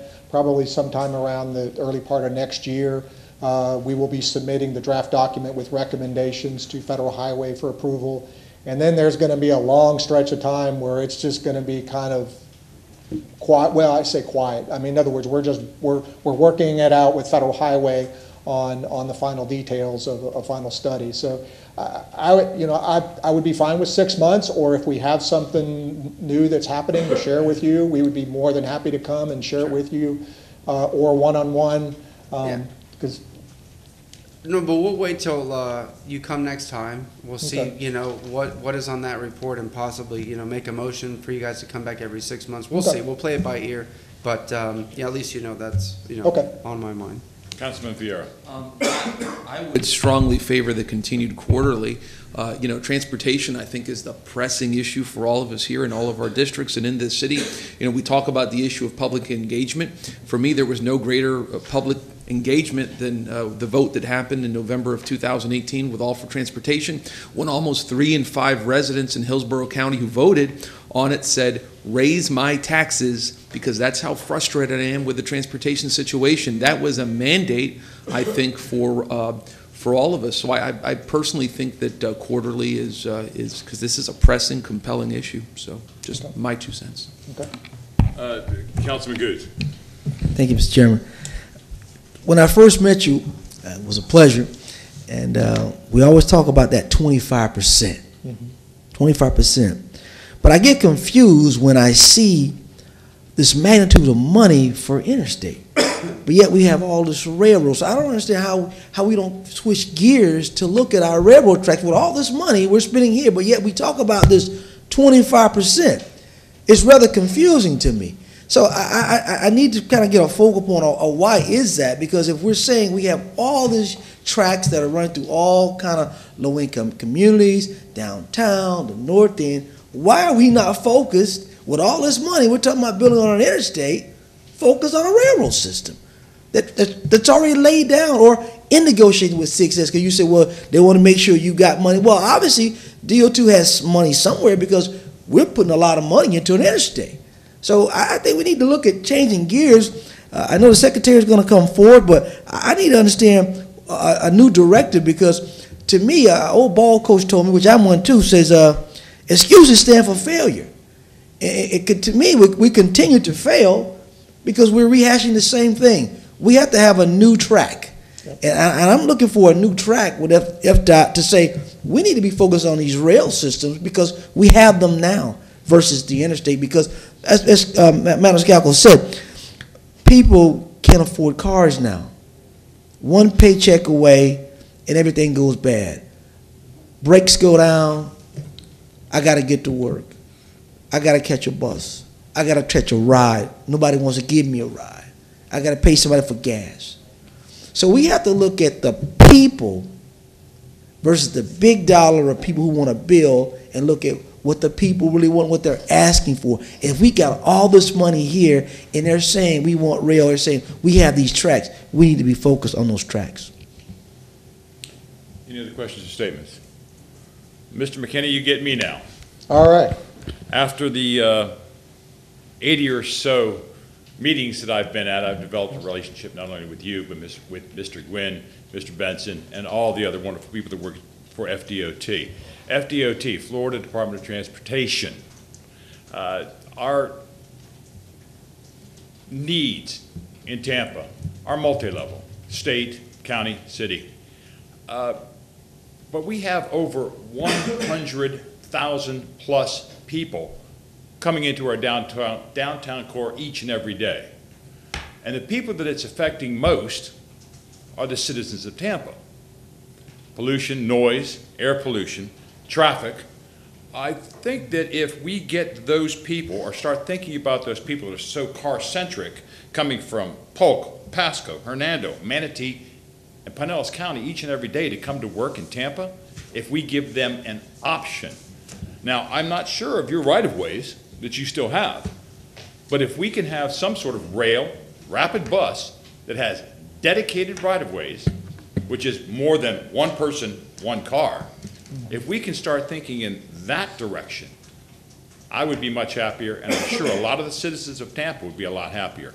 So hopefully I can put a bug in your ear, and the next time we see each other, you can give us some sort of new developments. But I'm sure there are dedicated right-of-ways that you still own, excuse me, not you, FDOT still owns, along 75, 275, Leroy Selman and Crosstown, that could be used for some sort of mass public transportation. And if I could answer that, Councilman, I'd love to say, you know, this is what, and this may or may not be what you want to hear, but this is what express lane, dynamic tolling, this is the opportunity it provides. It provides a huge opportunity for congestion-free mass transit or regional transit, because buses don't pay to use the system. So if you have a variable tolled system that operates at a certain speed, let's say 45 miles an hour, which is the desired speed in a variable tolled system, and you got traffic on the general purpose lanes at a standstill or going slow, that now you're giving people a reason why you would want to take a transit system, because you have preference over the traffic that's sitting in the general purpose, and you didn't have to pay a toll to do it. So I know people have a concern about transit, about, you know, the cost and stuff, but there's a huge benefit when you think about how transit could be accommodated within those variable tolled systems. You can conceivably go from, if you had a system as that map illustrated, you can conceivably go from the border of Hillsborough County to downtown St. Pete on a variable tolled system and probably get there faster than you would get if you took a car. That would entice somebody to say, well, now I've expanded my job market, and also I've got myself out of a car, and it gives me a reason to do it, because the reason I'm in my car is because, you know, it's mine. It gets me there. It takes me from A to B. It's, you know, there's a lot of reasons why people take a car. But if you can give them an advantage, if you can show them why there's a huge advantage for them to use a transit system, to me that's a huge part of this. And I don't want that to be discounted, regardless of what you feel about managed lanes or that system. There are huge benefits to providing that type of managed system for transit. Now, if I can rebuttal to that. Sure. All we have to do is look at the Veterans, 275 and I-4 every day for a crash. Sure. And see what kind of a parking lot that turns into. Again, with a dedicated right-of-way for rail or bus, that will move faster than any traffic accident on any road. Any other questions? Thank you. Thank you. If I could, Secretary Gwynn would like to just. Yes, Mr. And I Gwynn, know, thank you. I think I've had an opportunity to meet most of you, and I hope to spend some more time with all of you. And Ed covered a lot, so I won't take a whole lot of your time, but there are a few items I did want to emphasize that are important to the department. Hopefully, we'll give you a little bit better view of where we're heading in the near term with some of our initiatives. First, as far as the SEIS, I think most of you know the SEIS, which we're having the workshops coming up, was the culmination of the, if you want to call the death of TBX. We're going to take a fresh look at this. We cannot do anything at West Shore, downtown interchange, or anywhere in between without the resolution of this SEIS, which has to be approved by the Federal Highway Administration. The downtown interchange and the West Shore interchange are very different in a lot of ways. One, probably the biggest thing right now is there's a lot of support to build the West Shore interchange, to build the improvements over on the west side of the river. There's not a lot of support right now to do the improvements, similar type improvements in the downtown interchange, and we understand that. We also know that Brightline very well is going to probably come in somewhere in the downtown interchange area. All of that has led us to ask the Federal Highway Administration to allow us to separate the two, to allow us to move forward with the West Shore interchange and get that going, hopefully before the Howard Franklin Bridge is complete and that traffic has bigger capacity to get across the bridge. And to put the downtown interchange, if you would, to the side for a while. Maybe that's 10 years. Who knows for right now how long it's going to be, but we don't have enough money for all of it anyway. And so our request to the Federal Highway Administration is, why make us make a choice on this interchange when we don't know really what the right solution might be right now, and we don't really need to make the decision right now. Unfortunately, when you deal with sometimes federal agencies, they have a lot of policies, they have a lot of regulations, and it's very tough sometimes to what I consider to be a common sense decision to get to be made at that level. And so far they've been holding us to make the decision on both interchanges at the same time. What I can commit to you that is, if we're not able to get Federal Highway Administration to allow us to separate the two, we have no intention right now to do a major interchange improvement at the downtown interchange. We've heard the public, we've heard the concerns, we understand what's going on with transit, with Brightline, with other things that may impact this interchange in our decision. And we don't feel right now we're ready to make it. But if we do have to make a decision, I can commit to you that it's not on our radar to implement that decision. We want to move on on the West Shore interchange and not the downtown interchange. What we do want to do on the downtown interchange, though, is we want to address the safety concern that is there today. There's about 1,500 crashes a year, 1,500 a year in the downtown interchange. A lot of them are in that portion just north of the interchange. A lot of it has to do with the really hard time it takes to get to the I-4 exit with that one lane. And the people coming in from Martin Luther King Boulevard, from all of that area, it just is very congested. If you drive that, and I drove it for many years from Bears all the way down to West Shore, you find that from about Fletcher down to Hillsborough is very congested. And then once you get past Hillsborough, if you want to go to I-4, it's still congested. But if you want to go past that and keep going to downtown, it's not so bad. We need to take the improvements and widen that portion of the interstate past Hillsborough and make that second lane to go to I-4. Also, in the northbound direction, we need to provide 2 lanes from I-4 to go northbound and be able to flush that traffic out, which will allow traffic from 275 coming from the West Shore area as well through the downtown interchange to be able to move quicker. All of that can be done, we feel, within the existing right-of-way. We don't need any right-of-way. We won't have any impacts outside of our existing right-of-way. We also could put sound walls in, which are badly needed along that portion of 275. By putting in the second lane to go through there, we would be able to reduce a lot of the crashes. And so we're hoping that the Segment 7 project will be allowed to go forward. We have money in the work program. Some of you may know Strategic Intermodal System. If you've heard of the Strategic Intermodal System, 50% of the state dollars go to the Strategic Intermodal System. We compete with all other regions of Florida. It's not given it to us by formula. Some of our funding that we get from the federal government and from the state is by population. Our percentage of the population in the state, that's how much we get. Strategic Intermodal System funding isn't like that. It's given to where the need is the most, where it's most needed, and quite honestly, how well we do in selling that we want that money and what we want it for. If we do not go forward with Segment 7, which has been suggested to the MPO as one possibility, we need a TIP amendment in next month's hearing. That money will go back to Tallahassee, and I know that there's other regions of the state that have already asked for first dibs on it if it goes away. We won't get it back. It also would hurt our chances to get more money for West Shore if we send more money back to Tallahassee. So I'm saying the downtown interchange is not our top priority.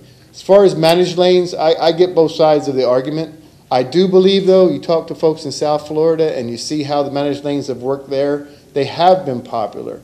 And a couple of the reasons they have been is they not only provide a reliable travel time corridor, and some can say, well, rich people are going to use it or people that can afford to use it, and that might be part of it. But there's also people who are business people that I talk to people who run pest control companies and other places that say, if I can get to 1 or 2 more homes a day, that's well worth it to me to pay for those managed lanes. The people that have to get to the daycare to pick their kids up by a certain time, and it costs them a lot of money if they don't get there on time. There's a lot of different things. But the biggest thing in my mind is you go down there and you find and look at their express bus system. The express bus system that's running in the managed lanes. And the money that we collect is not because we want to collect money. It's not a revenue generating thing. In fact, a lot of that money is pumped back into the express bus operations. It's there to manage how much traffic gets in and out. Just like if you want to fly someplace and you want to fly the day before Thanksgiving, it costs you more than if you want to fly on Thanksgiving.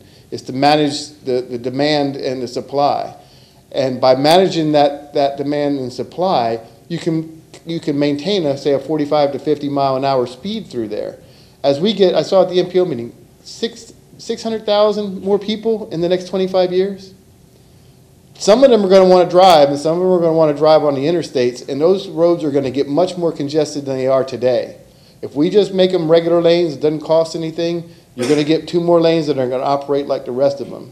I talked to folks at these public meetings that have had to leave downtown Tampa because they can't afford to live there anymore. They've had to move to outer places, to Riverview, to different places, and they look for transit opportunities. These types of corridors will give you a transit opportunity that gives you a reliable travel time. If you are just running in the regular lanes, you won't have that reliable travel time. So I encourage you not to just throw managed lanes out as Lexus lanes. I do believe they're much more than that. They're not right for everywhere, but I think they do have applications. The rail, we're not opposed to rail. We're not opposed to anything that has potential. The boulevard is a good example. We're not opposed to the boulevard. What we think, though, is that we can't look at the boulevard without looking at what do we replace that with. Not just a boulevard, which would have a lot less capacity than what's on the interstate, but where is all that traffic going to go? And the reason I say that is because Federal Highway Administration is going to make the final decision. And they're going to base it on how is this regional traffic that they're looking at going to be handled? How is the freight movement? How is the emergency evacuation? So we got to look at where else we make improvements. And if we can figure that portion of it out, do you widen Dale Mabry and other roads in order to provide capacity there? Then maybe the viability of the boulevard becomes much higher. On rail, there are a couple of constraints I'll just make sure you're aware of on our ability to participate on rail projects. We can participate in rail projects as long as we follow the federal process. If we do not follow the federal process, then we are limited to only 12.5% of the costs that we can provide. That means that the local governments would have to come up with 87.5%. If we follow the federal process, we can go after federal funds for 50%, 25% for state, and then the local 25%. In the past, we haven't looked at rail primarily because that 25% local wasn't there. And if you didn't have that 25% local, you were not going to enter the federal process. Now that we have the 25%, hopefully, that can be contributed from the locals that we can match, just like we are on several other projects right now, we can entertain the federal process. So we're not opposed at all. We won't be the lead. That would be a Hillsborough County, a city of Tampa, a T-Barta, somebody who would take the lead on that. But we would certainly be a willing partner if there's a viable project to go forward with. We caution you about talking to CSX in just talking to them in theory. They're business people. Their business model is to get as most as they can for their assets. And so they'll talk to you a lot, but when you get to where you really have the opportunity to tell them exactly what you want to do, that's when you can start to make some progress on what is it that they're going to want. I can tell you they're not going to be inexpensive. It's not like they're willing to just give us their lines. They want us to upgrade their lines. They want us to allow them to continue to operate on those lines.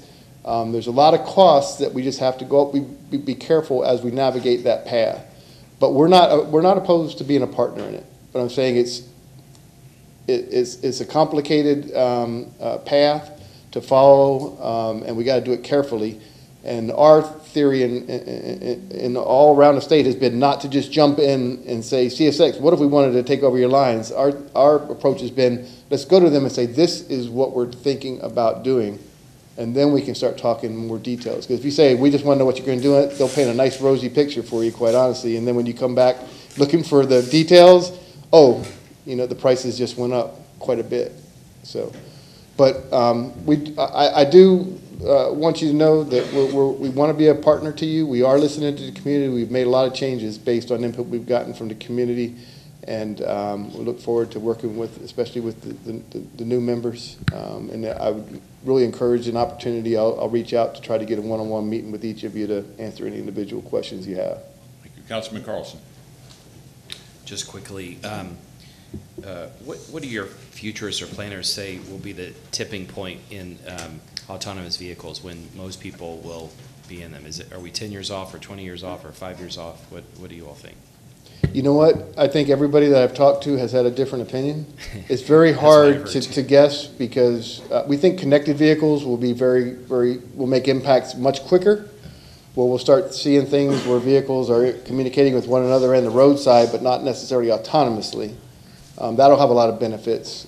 Full autonomy, it's so hard to say. It probably isn't going to be in the next 10 to 15 years, but then again, and technology advances sometimes are just, something happens and they move forward, so it's hard to guess. One other question, we can talk about this more offline, but you talked about intermodal. I'm on several statewide boards, and if I remember the numbers correctly, an engineer or someone said that a fully loaded truck carrying freight has the same impact as 15,000 cars on the highway. Anyway, it has a much bigger impact than a car. Yeah. Our port has started to turn around in the last year or two and is drastically increasing the number of containers. But we still have a large number coming from Miami, Fort Lauderdale, maybe even Jacksonville or Port Canaveral. I just wanted to put out there, if there's a way that we can partner with your intermodal people in the port to try to move more of that freight by sea to Tampa and then have it exit here, I would like to be a part of that and be supportive of it. That's great. We've actually been a big partner investing in port. We just did the recent dredging project. Hopefully that'll encourage more of that. Thank you. Any other questions? Councilman Dingfelder. Thank you, Mr. Chairman. Thank you, Mr. Secretary. I appreciate all of your presentation today. In regard to the interchange idea and deferring that, I think that that's probably a pretty popular notion, at least in terms of, and I agree, West Shore is not controversial. Everybody knows it needs to get done. When I'm coming back from St. Pete, you think you're doing great, and the minute you get past the hump, and then all of a sudden it snarls up for 15 minutes or whatever. And I think that these changes are going to alleviate that, I hope, in our lifetime. But anyway, but then we get to the downtown interchange, and it sounds like with all the different possibilities, including the Bright Line coming through and perhaps some local transit, that it'd be good to defer that. My question is this: when you're coming south on 275, and you mentioned, I think your cohort mentioned coming into 2 lanes to go to I-4 instead of the single lane, and also to have some stacking ability. Can we move forward with that without it being part of the whole downtown interchange? Yes, we can. And I think if we can, I think that'd be great. We can, because it's within the existing right-of-way, and we just have to work with Federal Highway on that, but because it would show safety improvements, and that would be the big thing, and so I think we could get that through. And would you say 1,500 accidents? Yeah, and I think it was 2016 was the year we had. It was 1,500 crashes in 1 year. Five. Not just on the north leg, but the whole downtown interchange area. Five a day. That's pretty. It's amazing. Amazing, yeah. Thank you so much. Any other questions? Mr. McKinney, can I ask a question of you? There is a sign designating Ybor City as a historic area on the on I-4. Yep.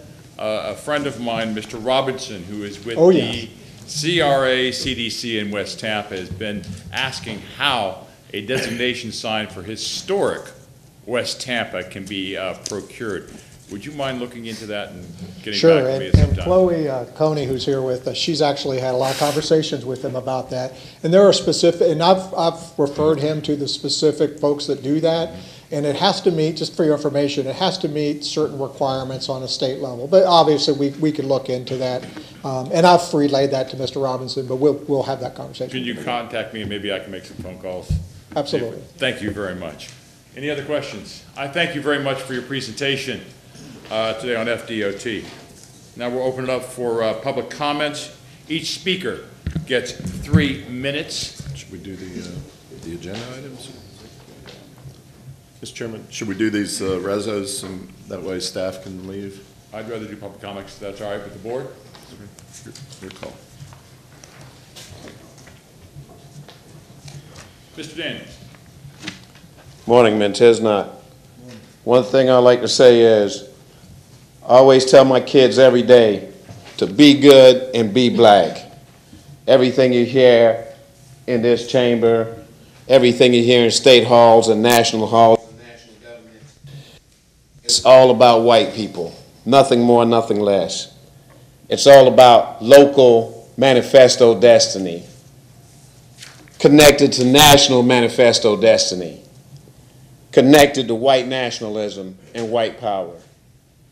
Nothing more, nothing less. Everything you hear in this hall have nothing to do with 26% of the black population of the city of Tampa.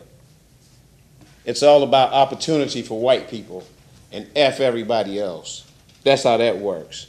But Martin Luther King, Marcus Garvey, A. Philip Randolph, Fannie Lou Hamer, Malcolm X, Omali Yeshitela, Kwame Nkrumah, Thomas Sankara, Maurice Bishop spoke in the interests of African people, internationally, nationally, and locally. And I always try to follow in their footsteps and represent right here locally in Tampa. Now, early this morning, you had some gentleman that was connected to this lady here, and apparently he seems to be a gay gentleman. And he came and he bashed African people in the worst way. In the worst way.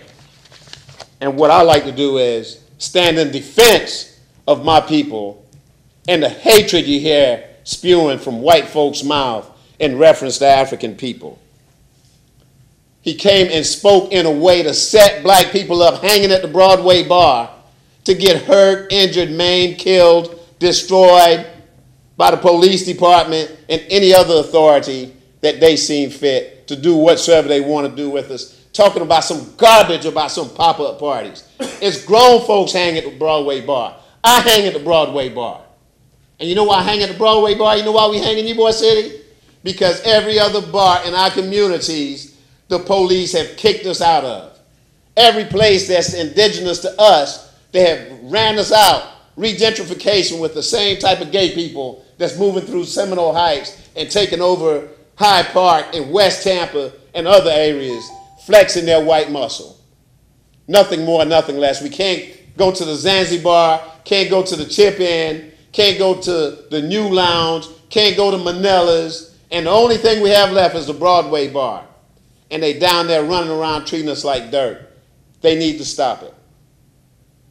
It really is, it's hatred. It's hatred of African people. And then he talked about homeless people, African people, hanging at the 7-Eleven. Hatred of African people. And when people talk like that, y'all need to put them in check. That's what I'm here for.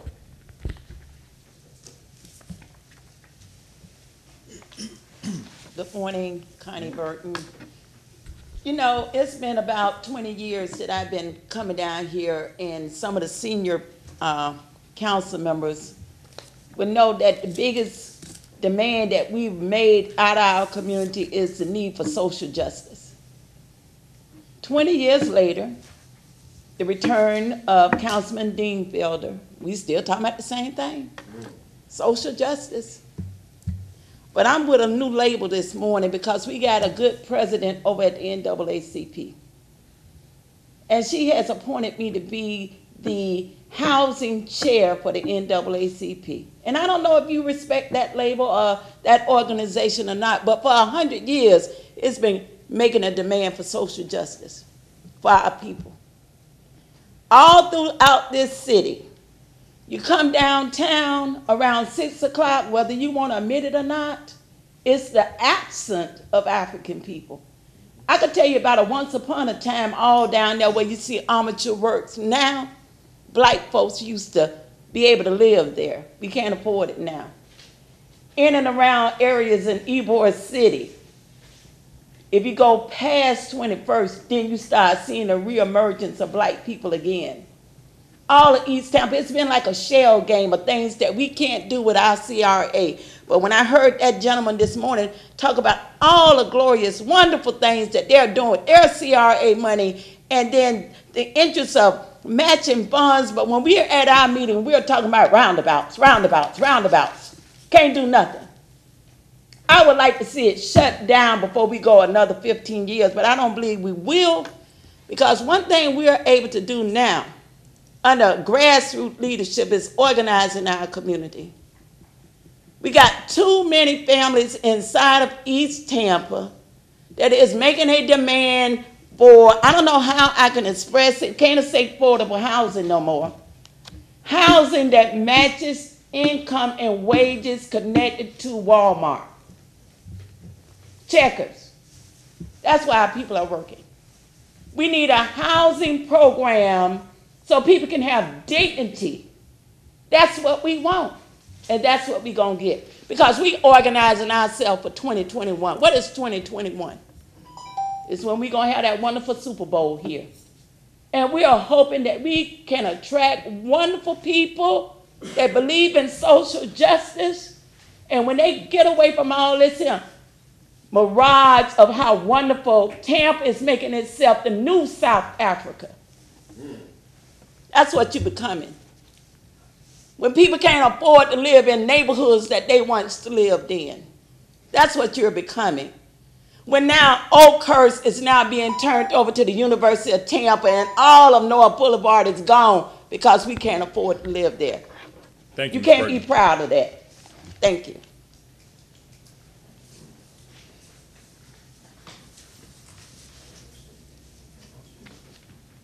Mr. Chairman, Ron Weaver, 401 East Jackson Street.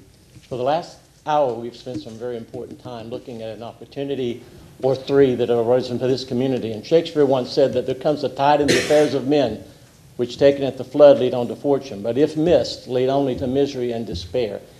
I-275 north of downtown is misery and despair, and over the next decade is going to be 250% of capacity.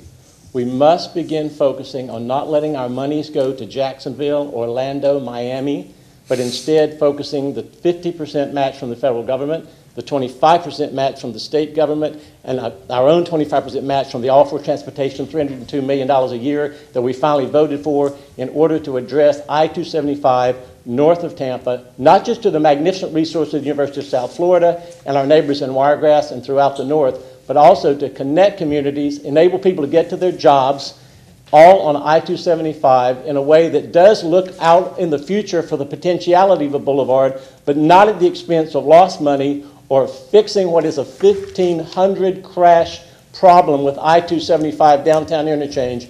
We need to fix the immediate problems with the $300 million. We need to add one lane north and one lane additional south, make the corrections we talked about with respect to the interchanges of I-275 and I-4. And if a boulevard could ever earn its keep, it needs to look at four hard questions first. Number one, what would be the effects on Florida and Nebraska? Number two, on I-4, as far as additional traffic on I-4 to go out to I-75 and use it instead of I-275. Our neighbors in Pasco and Hernando County and what we are and are not doing with them, the speed up of rail, the way we pay for rail, and the ridership of rail in relation to those four ingredients of whether or not we do or do not waste time with respect to getting this money that we must get after sooner, not be distracted by a study unless that study provides that the neighborhoods could be connected via Boulevard, but there would have to be adequate provision without damaging Florida Avenue, damaging Nebraska Avenue, I-4, and I-75 with respect to connecting these neighborhoods. Yes, a commendable objective, but not interfere with the need to get I-275 and its role in commerce and the 126 million visitors per year to Florida, many of whom use the I-275 connection. Thank you, Mr. Chairman. Thank you, Mr. Dinkville. Do you have any questions now? Good morning. Hi, I'm in the community. My name is Shade. I've been here for like 20 years.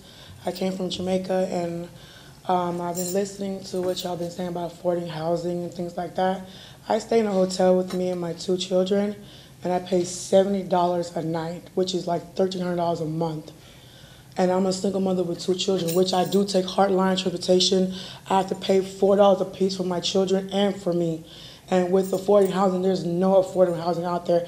I used to stay across Fletcher, on Fletcher and 15th, where it used to be affording. We used to be like $480 a month for a 1-bedroom. Now it's $700, $800, and there's nowhere possible where you're able to afford a housing and pay for me to go to work and pay for my kids to go to school and for transportation. So what I'm saying as a mother is no place out there for me and my children to actually be settled down, to find a place for us to stay, for a good environment for me and my children. There's no drug activity, things like that. So as a mother, I'm speaking out as the rest of the single mothers out here that y'all really need to do something about it, because I'm struggling. Like literally, I want y'all to hear me as a mother. I'm struggling out here, and society is not doing no better out here for me or my children. And as a mother, I have a daughter, and I don't want to leave knowing that my daughter and my son are going to be out here struggling and come 20 years later next time and have mother come up here knowing that my kids are going to be coming up here again struggling in society. So I want y'all to really listen to me and hear me as a mother, to know that y'all need to do something about society, about housing,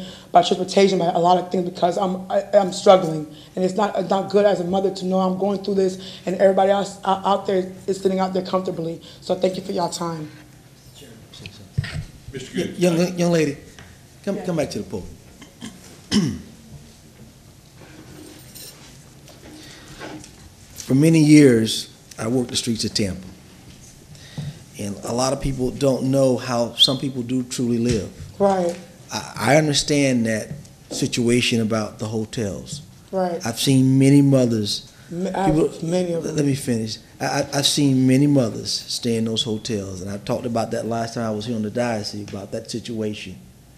It is horrendous, and it affects children very badly. So. And I'm committed. I think I just got appointed to the Housing Committee. I'm committed to try to fight that battle.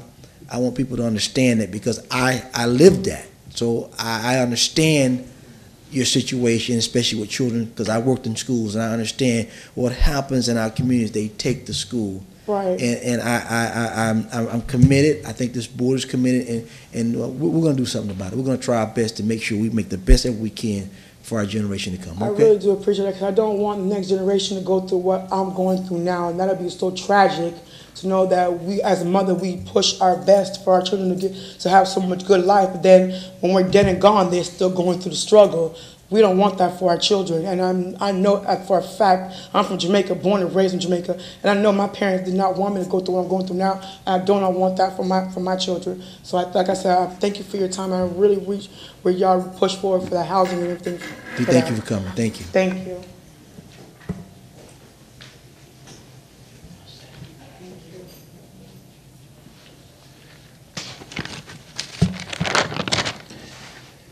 Good morning. My name is Rick Fernandez, 2906 North Elmore. I think I've met all of you. I'm out of Tampa Heights. I chair the Transportation Committee for the Civic Association. I'm also on the MPO CAC as vice chair. And most notably, in context of this conversation, City Council was kind enough to appoint me to the Independent Oversight Committee in January, I believe it was. That's the committee that is to be reviewing expenditures under the new tax referendum. All of which is to say you'll be hearing a lot from me on issues having to do with transportation over the coming months and years, for better or worse. For the last 4 years, I've been coming to this group either as CRA or City Council in opposition to TBX. It's now called Tampa Bay Next. It's still TBX. All of the pieces of TBX are still there. If you look at the tip, this year it's Table 2, line 29, I believe. There's 6 or 7 lines there that identify certain projects. They're all the old TBX projects, and they're all under study of one type or another. I'm here today in an effort to try now, since we have alignment of parties with public comment after the FDOT presentation, to try to rebut in 3 minutes what they took an hour or more to say. Obviously, it's impossible to do. As I was standing there trying to triage my notes, I figured the best thing I could do is just to address a couple of points, some of which actually were raised by members of the council. First of all, having to do with the downtown interchange alternatives. There are 4 of them that are specifically being looked at, in addition to a no-build option. It is the sentiment of the community that I represent that the no-build option is the direction we want to go. Of the 4 other alternatives that are being considered, all of them involve destruction of one type or another at one level or another of historic downtown communities. None of that is acceptable as a price to pay for additional cars, congestion, and pollution. There's a lot more I could say about that, but time doesn't permit. Also, with regards to Section 7, that's the section north of the downtown interchange that runs through Seminole Heights.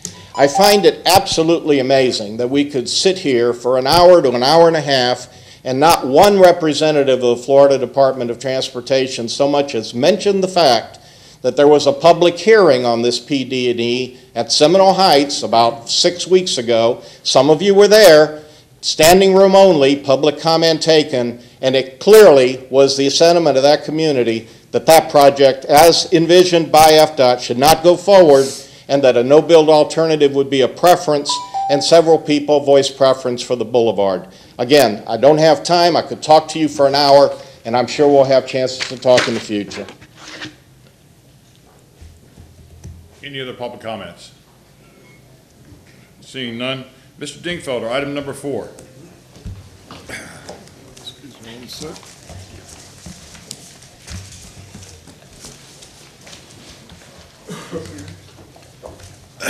I'll move resolution item number 4.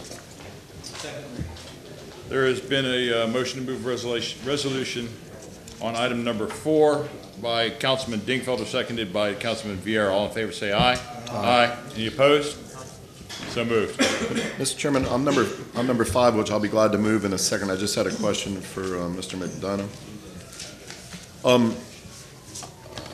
I'm familiar with that Main Street area. As a matter of fact, my wife and I and our partners have a property about 4 blocks further west.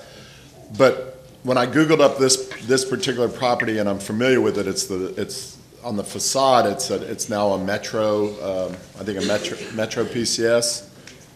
Yeah, there's sort of a before and after. It appears to me in watching that building that they've already done the work on the facade. I mean, they've done great improvements. They've pointed the bricks and the whole thing. What's our policy on work that's already been done? No, this is not for work already done. This is still work to be done. And actually, the owner's here if you would like to speak with him. But if you notice that up on the second floor, those are the non-traditional windows. It's restoration of the original windows and some other stucco work as well. But the owner's here if you'd like to question. Okay, that's all right. But yes, you're the city's representative. Correct. You're the CRA's representative. You're here to tell us that this is additional work, windows, Correct. Improvement, historic, Yes. that sort Correct. of thing that's yet to come. He has already removed stucco at his own expense. He has already done other work at his own expense. This is the next tranche of work to be completed on the building. I'm comfortable with that, and I'll be glad to move the resolution. Item number 5, resolution, has been moved by Councilman Dingfelder, seconded by Councilman Maniscalco. All in favor say aye. Aye. All opposed? Resolution is passed. Information and reports and new business from council members pertaining to CRA. Councilman Dingfelder.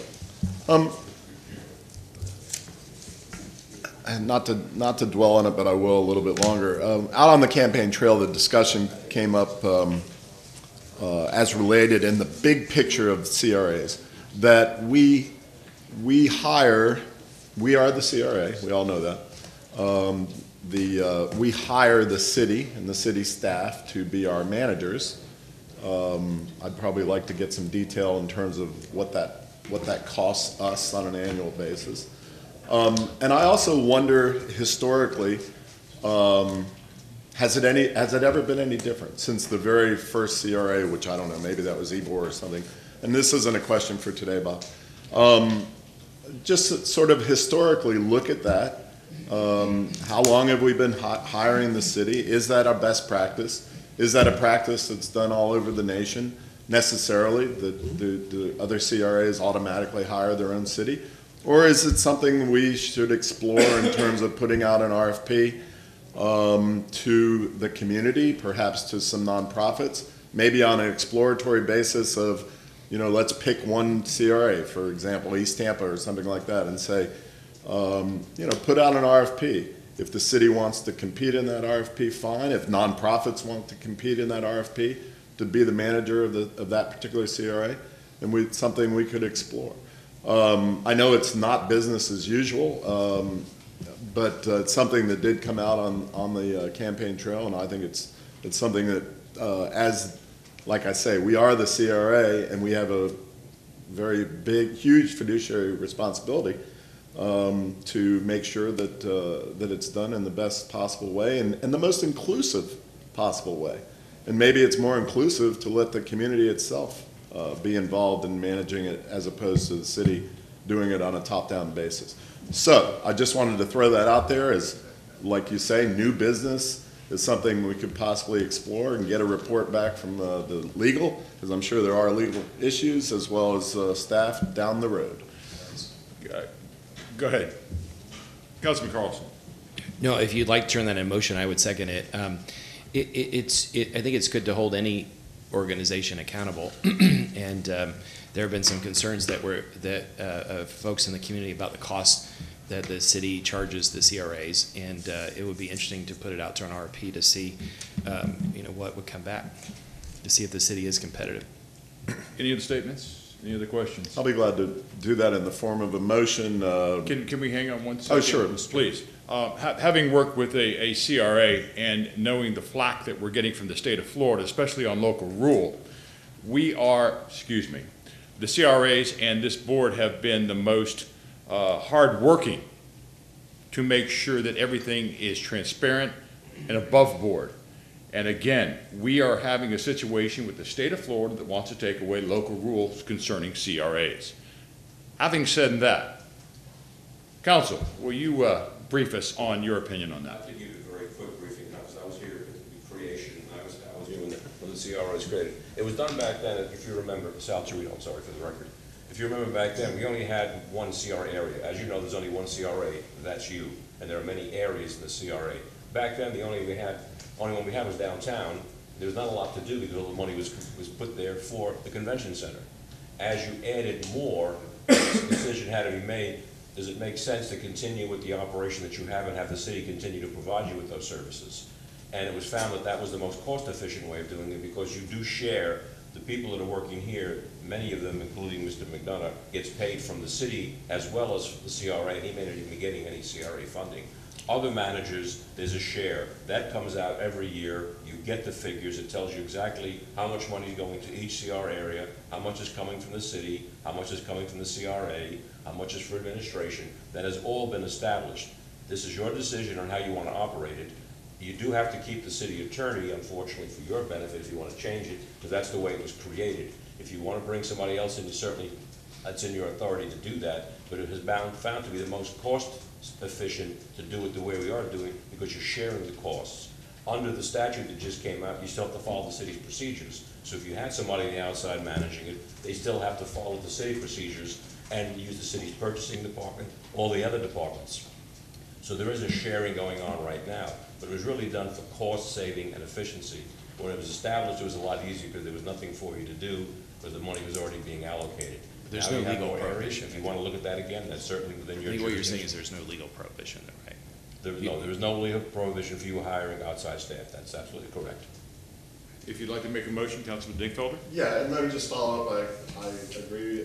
I don't disagree with anything Sal just said. I would clarify perhaps that outside agencies under our supervision if we contract with them, they can follow city purchasing policies. They don't have to use the city purchasing agency. I don't think that's necessarily what the statute I think said. they basically have to follow. They have to follow government standards and state policies. I don't know the answer. I'm going to look at that again, because it just came out a couple of days ago. But even so, I don't think that would be anything to preclude. And the other thing is, as you acknowledge, Sal, that the downtown one was established at least 30 years ago. It was done in 82, 83. Okay. And in terms of exploring the cost effectiveness, I don't know that any council/CRA has really explored, in a deep way, the cost efficiencies of using it. Listen, like Mr. Carlson said, it's important when you're managing, especially millions and millions of dollars, that we dig into these things and make sure we're doing the best possible job. We don't know it in the abstract. I'll make the motion just to move it forward, and see where it goes. So nothing overnight. I'd say just start that discussion 60 days from now, and with some of the reports from staff, from legal, and just some ideas on how we might go out there. And I'm not saying do it carte blanche. I'm saying maybe explore it on an individual basis. Is that a motion? Yes, that's a motion. Second. Okay. Further discussion, may I ask, Mr. Dickfeld, what agencies are we looking at? We're going to farm it out, have an RFP or request for proposal on who's going to manage it? Right. And that would include the city as an opportunity to respond to well, that maybe RFP. the city may not even want to respond. They might not do it. Because CRAs in my look, certainly enhance the quickness of doing something, but it does have a shortfall on the general fund of the city. It certainly takes away people that do live in an area where there are no CRAs, in essence, contribute more than what they get back, because indirectly they fund something in the CRA that they're getting zero back for. So therefore, there's another way to look at a CRA. And I'm not an expert on CRAs. I don't think anyone is. That's why you have these conversations from Tallahassee on down. And if we're going to look at CRAs, I want to extend your motion further to find out what extension does it have on the cost of the city budget when you establish CRAs. Sure. I'll accept that as a friendly motion. Could I add to that? All right, to Chairman Citro's point, and also Councilman Miranda, if you look at what's going on in Tallahassee, we really need to justify, at least annually, why we even have these CRAs. And at what point would we want, I don't know what the mechanism is, but at what point would we want to sunset them if, we're really, as Councilman Miranda said, we're taking money that could be used citywide and using it in a specific area. And so we need to make sure that we're showing the taxpayers that we're using their money in the best possible way, and that it's needed in that particular area. And that would be potentially part of the RFP. Councilman Miranda. Yeah, let me clear it for what I said in that few words. CRAs are great. It enhances an area quicker than what normally would happen. That's the main thing of it. But it also has a shortfall that in other areas you participate. That doesn't mean that the area is not going to get enhanced. It just would take maybe longer to get it enhanced. And the CRA, through the development process of it and the way that certain cap, the money stays in that certain district, certainly enhances it quicker. That doesn't mean that if the administration and whoever's in this side of the government, the legislature, would do the due diligence that we should be doing, and I think we have been doing, would that increase that area the same way? Yes, it would just take a number of years longer. May I just one thing, Mr. Chairman, I don't mean to interrupt. You do realize that you're not only using city money, you're getting county money. So if you abolish an area, you've lost basically half of the amount of money you have to develop that area. That's one of the big reasons why you have the CRAs, because not only do you share, the county shares, and in some cases the Port Authority shares. So there are other agency shares, so if you cut it off, you're basically cutting off their form of money as well. And I'm not suggesting cutting any off. It's just that we need to analyze it every year and justify to taxpayers throughout the city why we have it in the first place. And that could be part of the requirement of any RFP, that whoever ends up administrating it needs to show that. You do that, well, every year you enter a contract with the city. You get a chance to look at it. I'm not trying to cut you off. I'm trying to give you some background. Some of you are new, some of you have been here a long time. But every year a contract is submitted to you, and in that contract it spells out how much each of the areas is contributing to that. That's a fair chance for you to look at it as well. Whatever decision you come to, You get any of the information you want. They will provide you, the city will provide you this, your staff will provide you any information that you want to have to make your decision.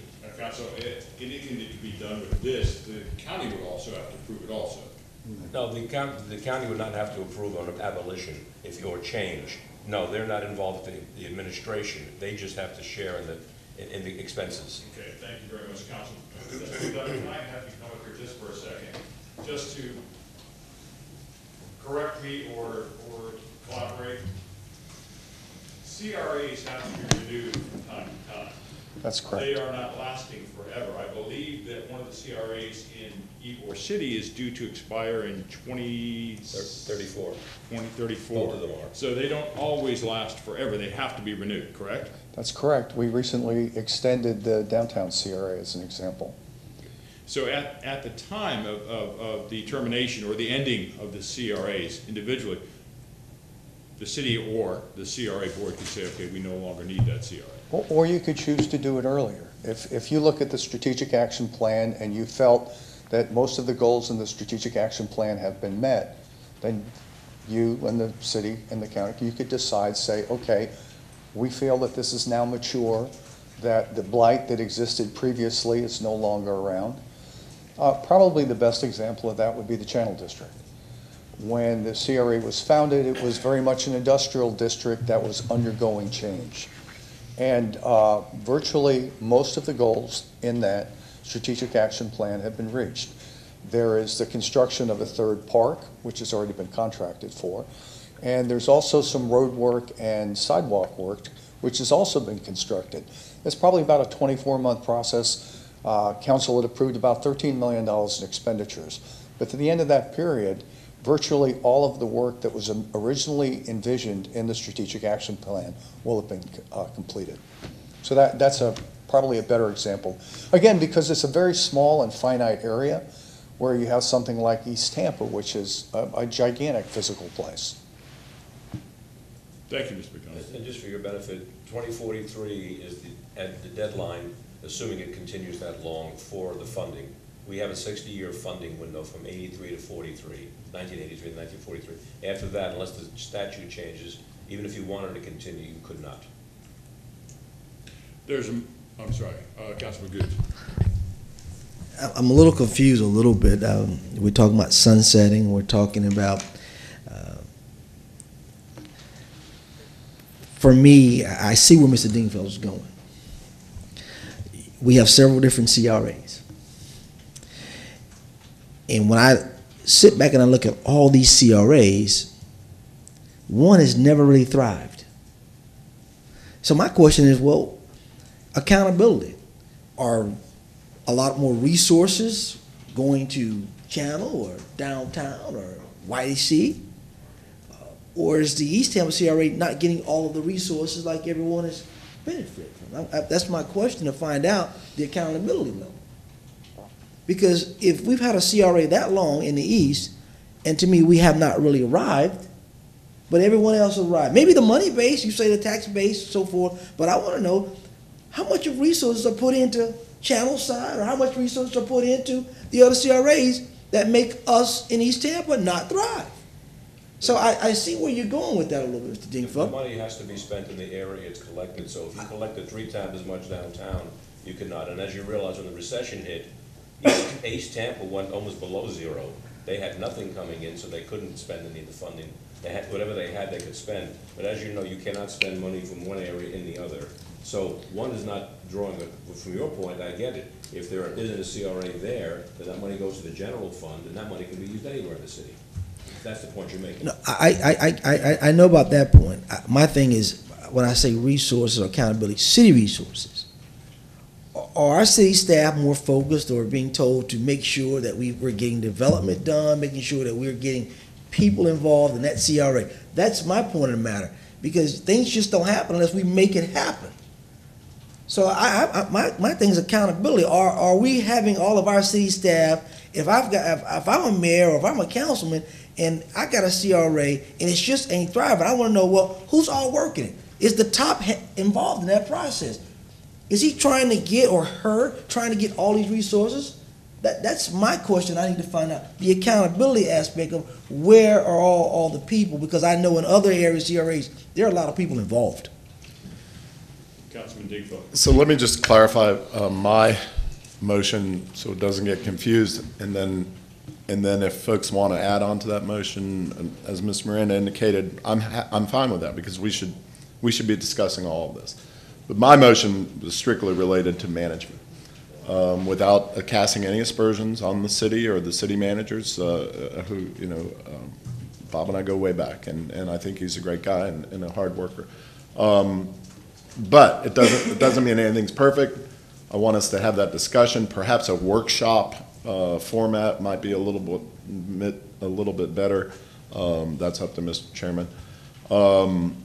However you want to proceed procedurally, but I threw it out there. Ms. Miranda, Mr. Carlson brought up some good ideas and questions about perhaps the viability and longevity and sunsetting possibilities of some of these areas.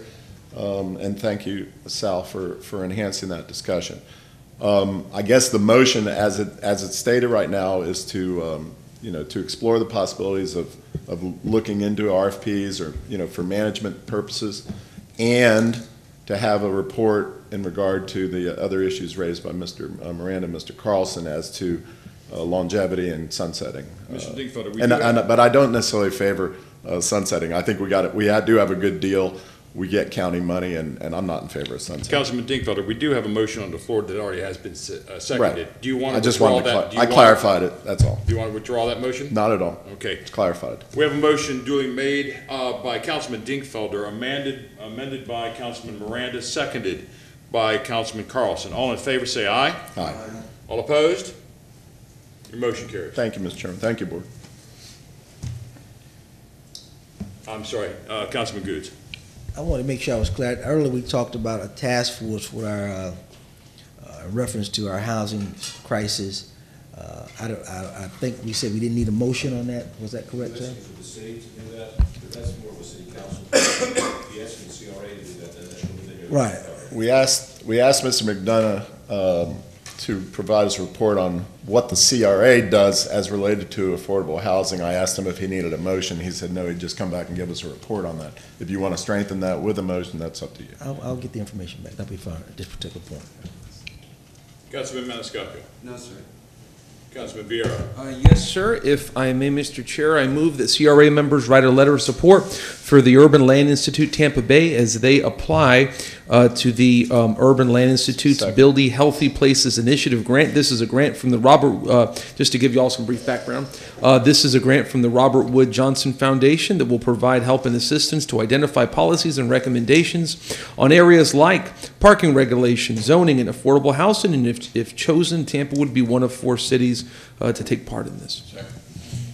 I have a motion that has been made by Councilman Vieira, seconded by Councilman Dingfelder. All in favor say aye. Aye. Aye. All opposed? Motion passes. Nothing further, sir. Thank you very much. Councilman Miranda. None, sir. Councilman Carlson. No. Then, ladies and gentlemen, if I hear no objection or a motion to Move to receive and follow the documents from today. Thank you. All in favor say aye. Aye. All opposed? Motion to adjourn.